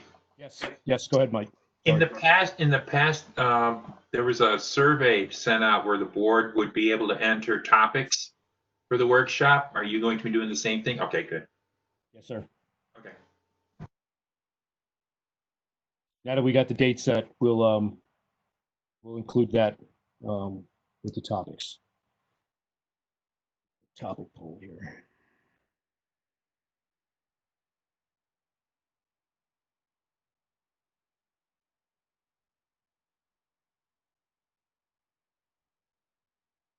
Jackie, you got your hand up. Was that on purpose? Okay, go. It is. I just wanted to take a second to publicly thank Jody for all of her work.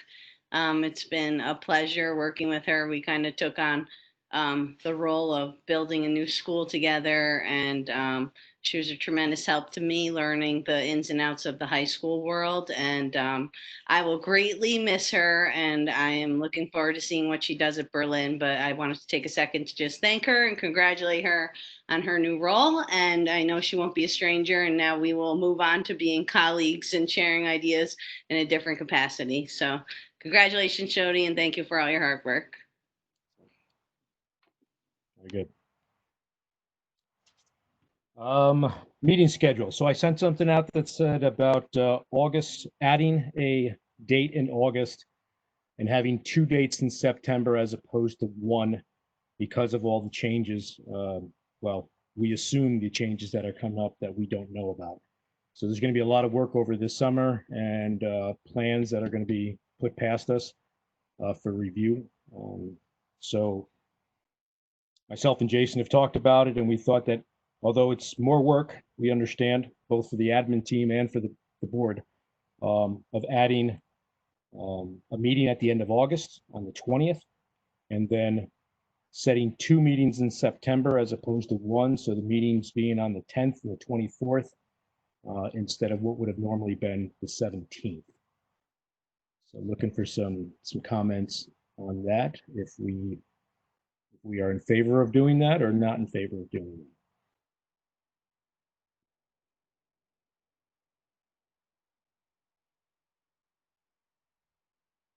See no hand icons.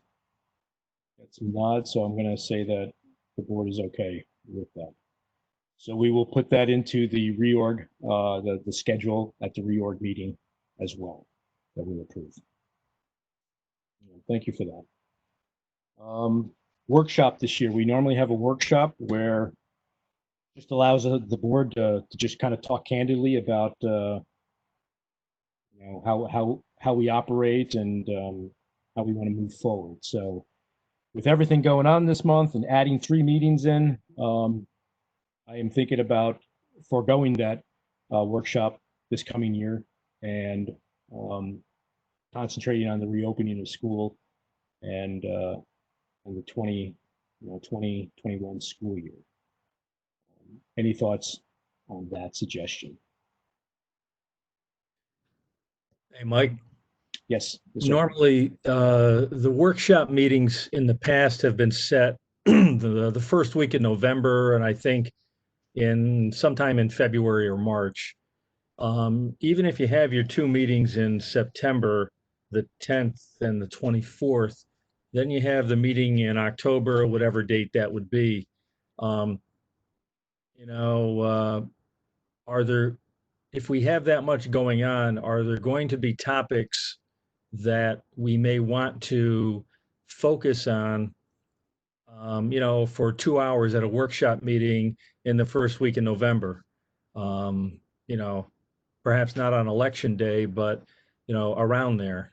So just, It's a good point, Mike, and I certainly, to me personally, I think the more we meet, the more we talk, it can't hurt. I have a feeling that there is going to be a lot coming beginning of this next school year. We didn't get information till late to plan the end of this school year. I don't see us getting information early to plan the opening of the next school year. So I would be okay with keeping it on the schedule sometime in the later fall, if the board is okay with that. I just didn't want to overtax you guys too much. I'm already asking you to come in 3 more times. Mr. Jarsky? Yeah, I have found the workshops to be valuable both in the fall and the spring. I like the opportunity where we can step back, especially in November, because we really get a good feel for what's happening in September, October, and gives us a chance to have a good dialogue and lay things out. Especially even last year, if you remember what was going on in September and October, I think that November workshop really helped set us up for what was coming up, not knowing about COVID. So I think here it gives us a better chance to, instead of react, to maybe proact to what's going on if we have that meeting in November. So be proactive.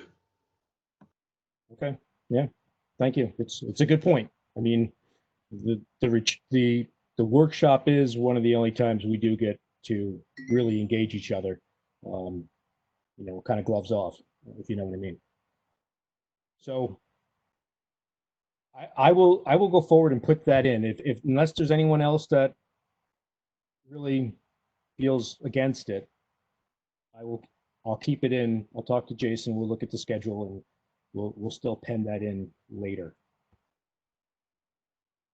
Okay, great. Thank you.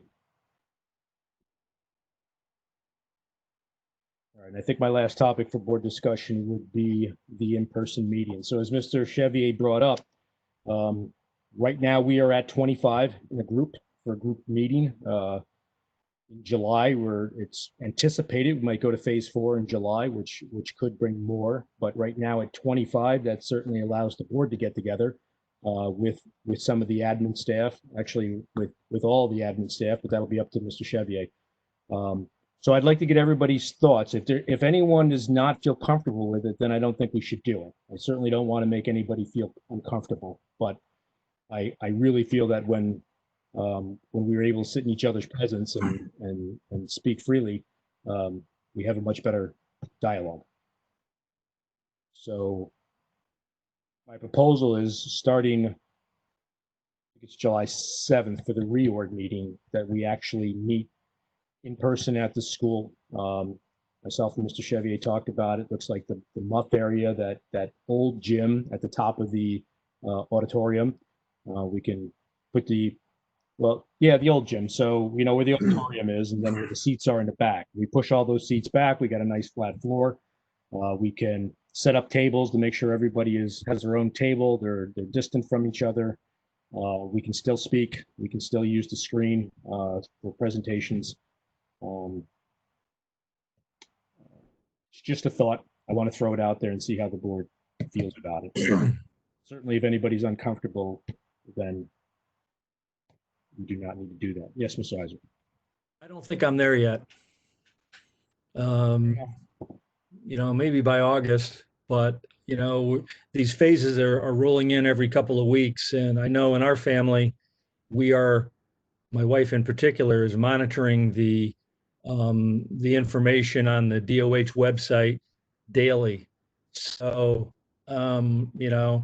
if we were 6 weeks away, maybe I'd be happy if other people are comfortable doing it.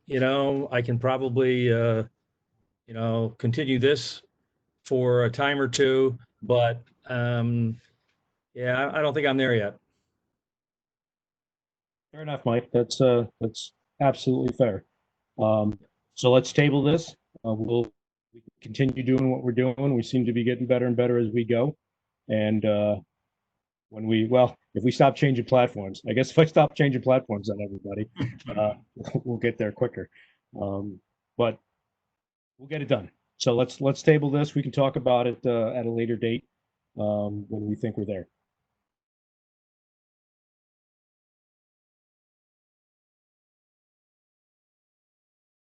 Okay, if there are anything else for board discussion, which it appears there is not, then we can jump into action items right now. We've got the Community Advisory Committee that is still on the table, and I know Mr. Chevier is still looking forward to moving that forward, just trying to get past the opening, but I'll let him speak to that.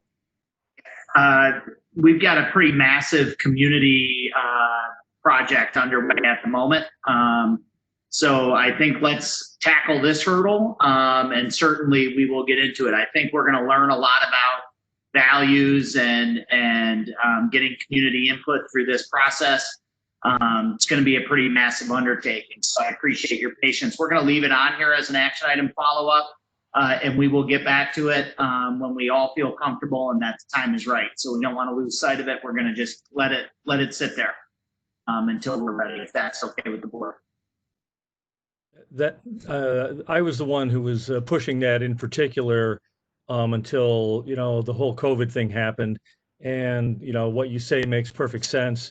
And in fact, rather than have to say this every month, I'd be happy to put it on for a 6-month review. If we're ready to talk about it seriously in December, I think that would be great. But we have a lot to do between now and then. Thoughts from the board? It sounds like that timeline might be right. I think by the time we get to reopening, we hit the first couple of months of school, fixing maybe what we didn't anticipate. Probably December is probably a good time, I might think, to revisit.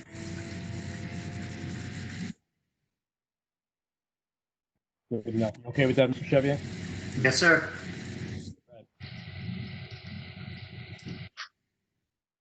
Okay, let's move into district updates. Do you have anything for us? I don't have anything else that I haven't already said already. So just kudos to my team who is online here. Thank you for a great close to the school year. And again, Jody, we're going to miss you. Good luck. Outside of that, I'm good. Okay, thank you. So for the board, go ahead and unmute, and we are going to tackle some of the approvals that we need to give. So we have section 7, finance section. We've got a treasurer's report, claim auditor's report, approval of salaries, approval of change in rates. We have contract approvals. I believe there's maybe 5 or 6 of them. If anyone has their mic, oh, I just asked everybody to unmute. I'm hearing all the feedback. It's my own fault. And then acceptance of acknowledgement of donations and approval of the resolution to authorize transfer, general fund transfer. So first up, is there a motion to move items 7A through G? So moved. Thank you, Chris. Second. Thank you. Who was that second? Chris. Who moved? I did. Thank you, Chuck. Sorry. Any discussion on A through G?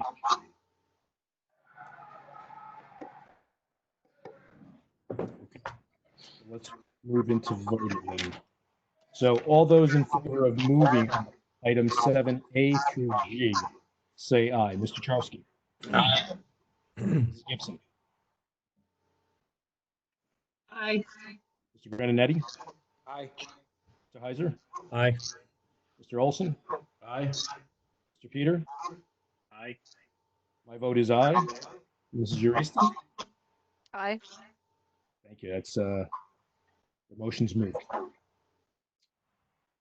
Okay. Section 8, other action. We have approval recommended district committee on preschool special ed. and Committee on Special Education regarding special education services, approval of the code of conduct, and then approval of the student athlete code of conduct. Is there a motion to move items 8A through C?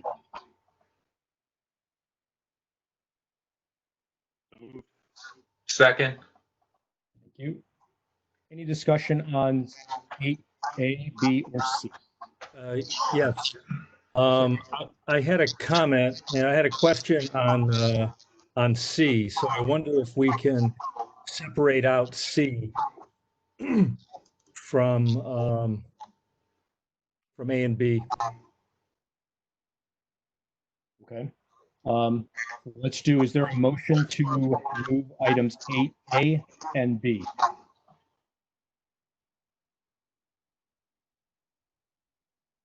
I'll move A and B. I'll second it. Thank you. Okay. Any discussion on A and B? All right, all those in favor? Jaworski? Aye. Gibson? Aye. Mr. Grandinetti? Aye. Mr. Heiser? Aye. Mr. Olson? Aye. Mr. Peter? Aye. My vote is aye. Mrs. Urisa? Aye. Thank you. Items 8A and B are moved. Mike, excuse me. We have an open motion, though. We had an original motion and a second for A through C. So we need, pardon? We could have just amended it and just amended it to be A and B, and then, now we still have an open motion.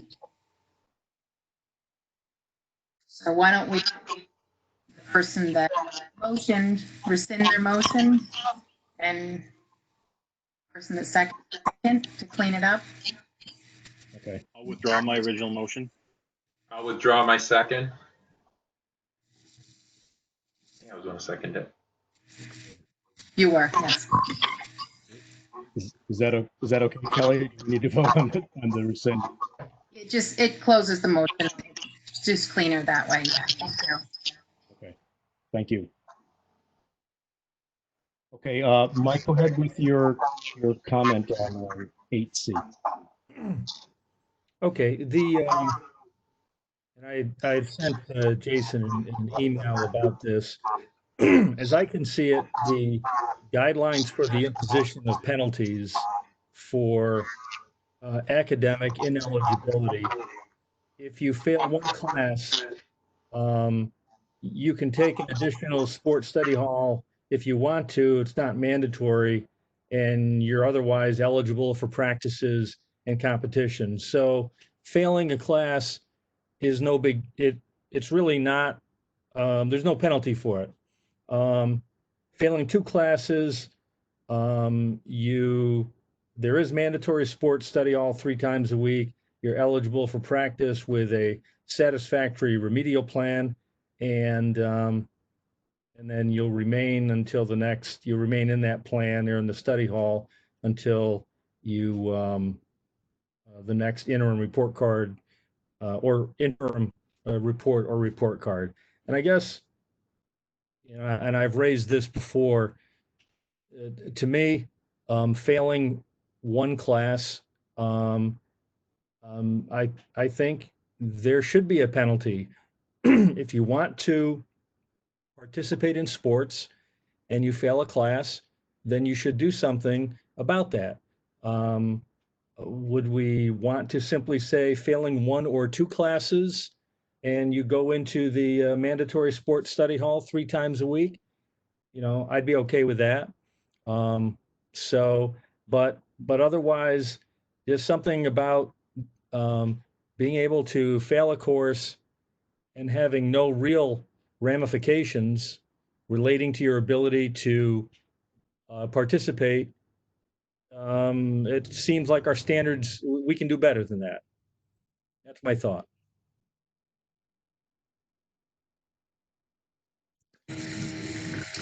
So I certainly understand where you're coming from, Mike. I think, as I suggested, one of the things we potentially take a look at, what I don't want to do here today is kind of circumvent any type of process. And I know typically when we are going through the code of conduct, and I know Jody was heavily involved in the code of conduct review and revision that took place.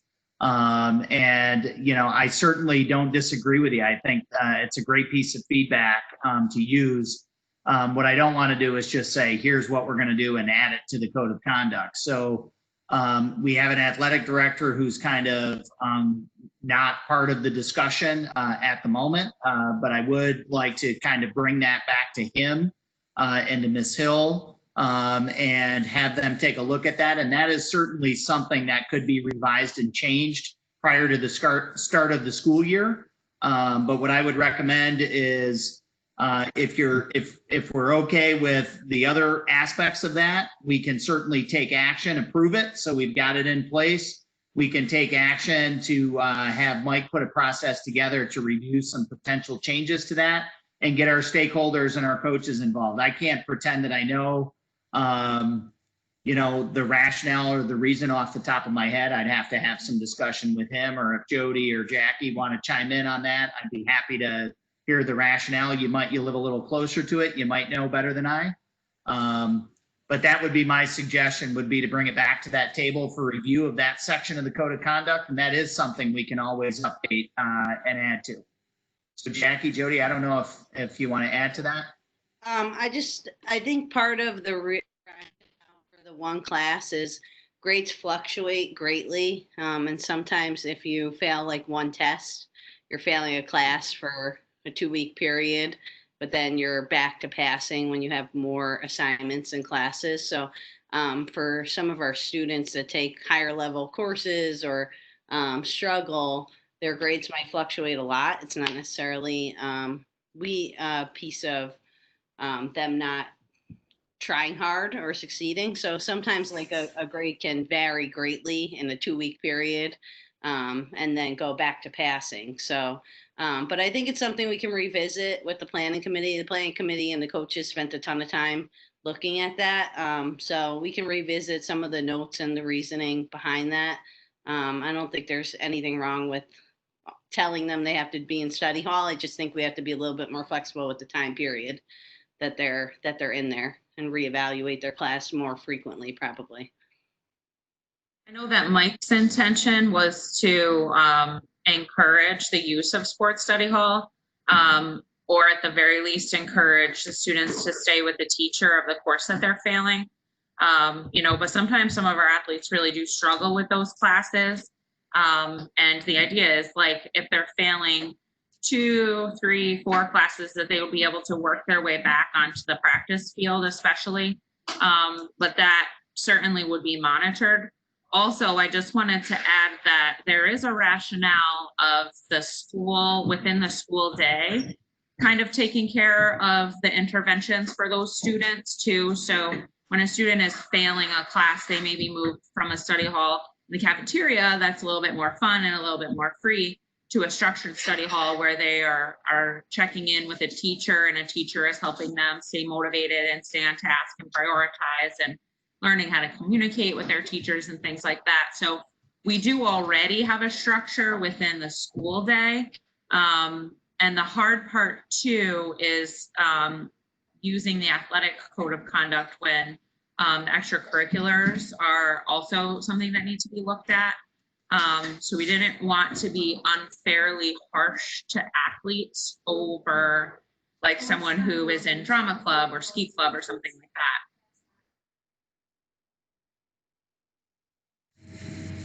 So is it, I guess, is it the goal tonight? This is teed up for passage. So, and you would prefer to have it passed so we can begin moving forward with it, with the changes that have been made under the past process you've described.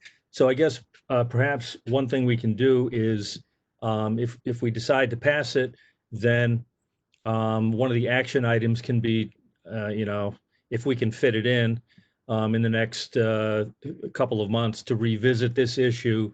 And, you know, perhaps I'm full of beans and there are very good reasons, and you've mentioned different reasons here, and, you know, but it to me, at least, it, you know, I would like to have it looked at.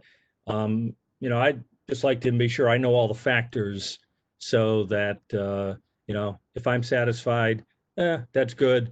If the board is satisfied, that's really what we need to do. So perhaps, we have it. I think there's been a motion to pass C now. Or if there isn't, I'll make that motion. But I'll simply ask for us to revisit this particular issue in the next 3 or 4 months. You got it. I appreciate that, Mr. Heiser. And one of the things I think we'll be taking a look at is athletics in general. There's a lot of question marks around athletics and what that'll even look like. Right. Charski? My only concern with passing it tonight is with all that's going on, I'm afraid it'll get lost in the weeds, if you will, because we are going to be doing a lot of things. And I too would like to revisit A. I just don't want to pass something because everything else is good. And I just don't want to forget about it. And there's really going to be a good opportunity for you to forget about it because you're going to be busy. And I know even when I'm in my own business, if a document isn't complete, if a document isn't satisfactory for all, then I can't pass the document, right? I can't pass and then come back to it. So that's only my only concern. I don't want to lose it in the weeds because we are going to be busy. You guys are going to be hitting the ground, very, very quickly. So that's my 2 cents. I would just offer whatever the board would like us to do, we'll do it. Either way, that's fine. If you want to not pass it tonight, that's okay too. We'll have to get to work because it does need to be an approved document for next year. We need an approved code of conduct, so it is something we'll have to move forward on pretty quickly and try to get stakeholders involved during summer vacation becomes a little bit of a challenge.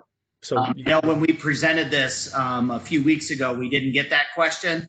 To wrap that up, I know it kind of came late, which is okay. I don't mind doing that, but just understand we're supposed to have an approved code of conduct. The athletic code falls under that. If you don't think it's complete, don't approve it. We can certainly get to work on that and try to make some movement there and represent it to you at some point over the summer. I'm okay with that. Either way, you just let me know what you prefer. I'm good with it either way. Based on what Jason has said, Mr. Charsky, I would suggest we pass it as is to remove the pressure on dealing with this little issue. And we're going to keep track of it through the action items, and we can address it again, when we get to September, October. Michaela?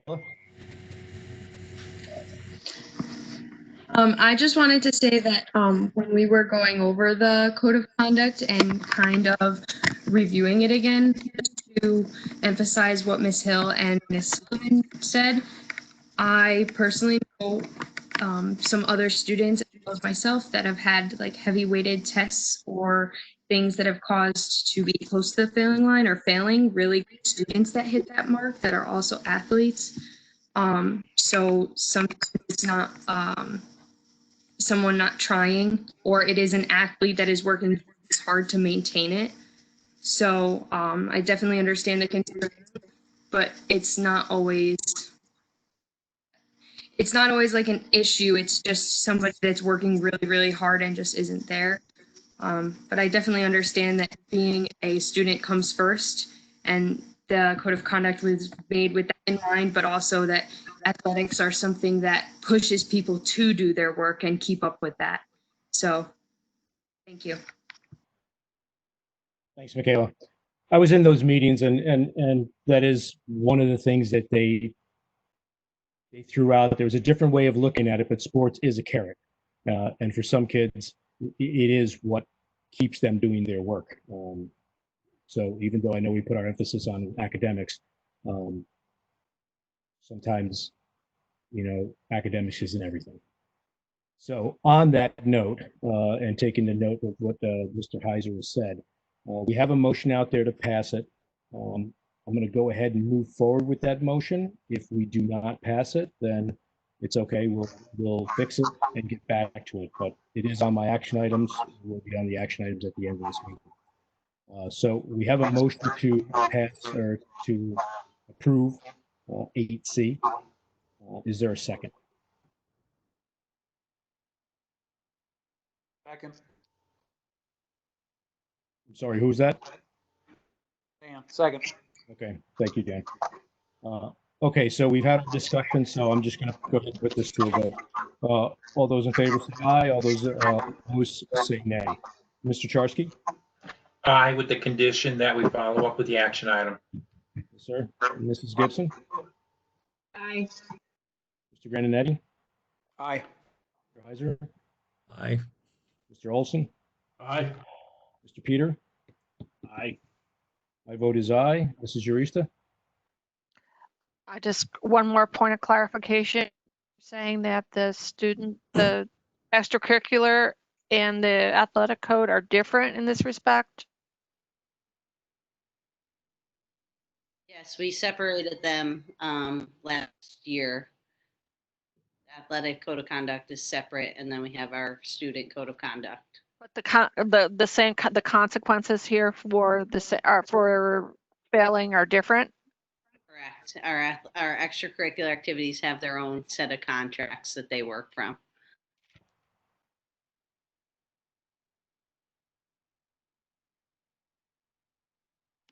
Yeah, I need that action item.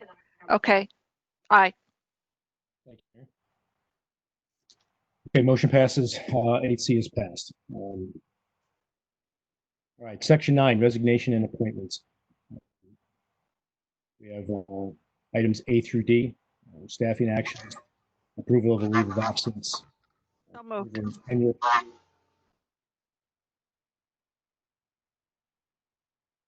Do you have a second? I'll second. Two approvals of tenure. So did we have a?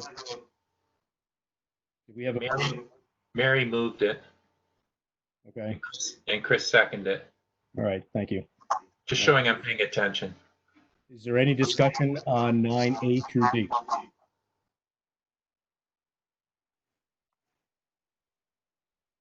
Mary, did you have?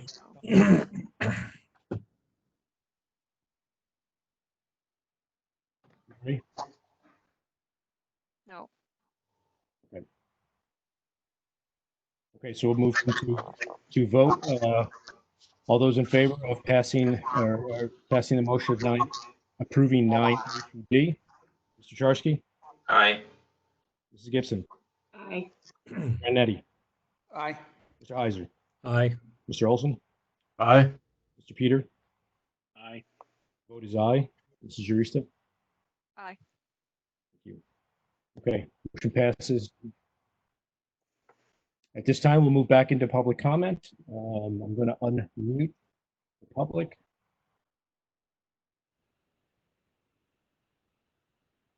Okay, three callers online. You are unmuted. If anyone would like to address the board, please state your name and. Hi there, can I jump in? This is Caitlin Castle. Yes, absolutely. Sorry, are you getting feedback? I'm getting a little on my end. But I just wanted to give everyone a big thank you. I'm so excited to finally have tenure. I won't give a whole long speech tonight, but I do want to say just how lucky I am to work at Skodak. I'm constantly telling people how special of a place Skodak is, and I think really reflecting on these past couple of months and seeing how we've all come together through such a challenging time really attests to who we are and how strong we are and just how special this place really is. So thank you guys again. I wish that we could have all been in person tonight together, but I just want to thank you guys for all your hard work that you've done and everything that you will do these months coming and preparing for fall. I can't imagine what it's like to be in your shoes, but we appreciate everything that you guys have done. So thank you so much. Thank you, Mrs. Castle. We appreciate it, and congratulations on your tenure.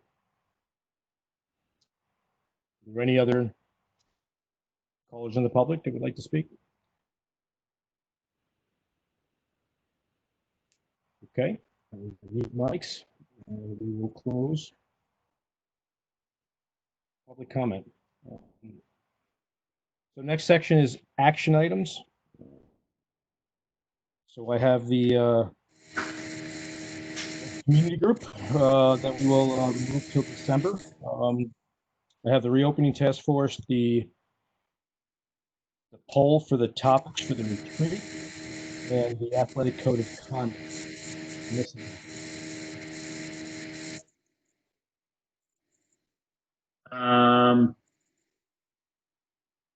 I have just the addition of the two board meetings on the 10th and the 20th. We'll make sure we add those. Right, calendar. 3 actually, 2 in September and the 1 in August. So. Yeah, and then I had the same ones that you did.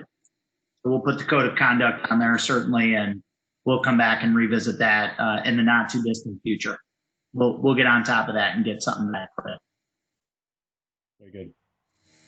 Anyone else from the board? Any other action items anybody has that we missed? No? Okay. So is there a motion to adjourn to executive session to discuss the evaluation of a particular employee? So moved. I'll second. All in favor of moving into executive session? Mr. Charsky? Aye. Ms. Gibson? Aye. Mr. Graninetti? I don't think I caught that, Dan.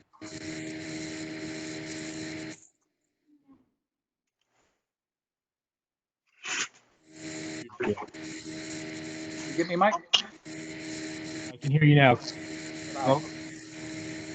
Mr. Heiser?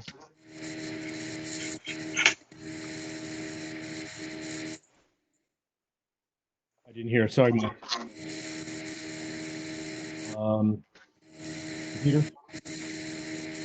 Aye. Mr. Olson? Aye. Vote is aye. Barista? Aye. Okay. All right. We'll move into executive session. Everyone can in this session, and then I'll open up the next session. We'll meet there. Everybody else, thank you for joining us tonight, and we'll talk to you next time. Jody? Hi, friends. Thank you all so much. I can't say much. I'm still very mixed, bittersweet, excitement and all the stuff.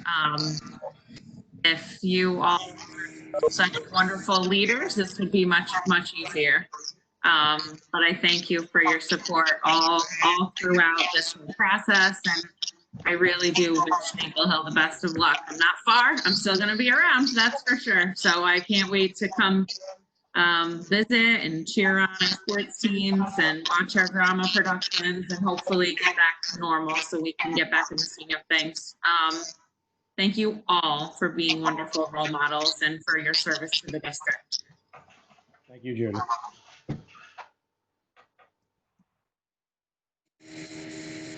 Kelly, are we okay? Do I need to transfer the host over to you to stop the recording? I didn't he say that it would stop when we ended the meeting? You could try it. It will stop when I end it. So when I click it, my understanding is it will end. Okay. I just wanted to make sure that you still had control of it. That's all. I don't know, honestly. Maybe you should, and then I'll end it, and then it'll stay mine. I don't know. I'm not gonna. I'm gonna put it. I'm gonna hand it to host here. If you can go ahead and end the phone call, or stop the recording. You don't need me, right, Mike? No, we're good.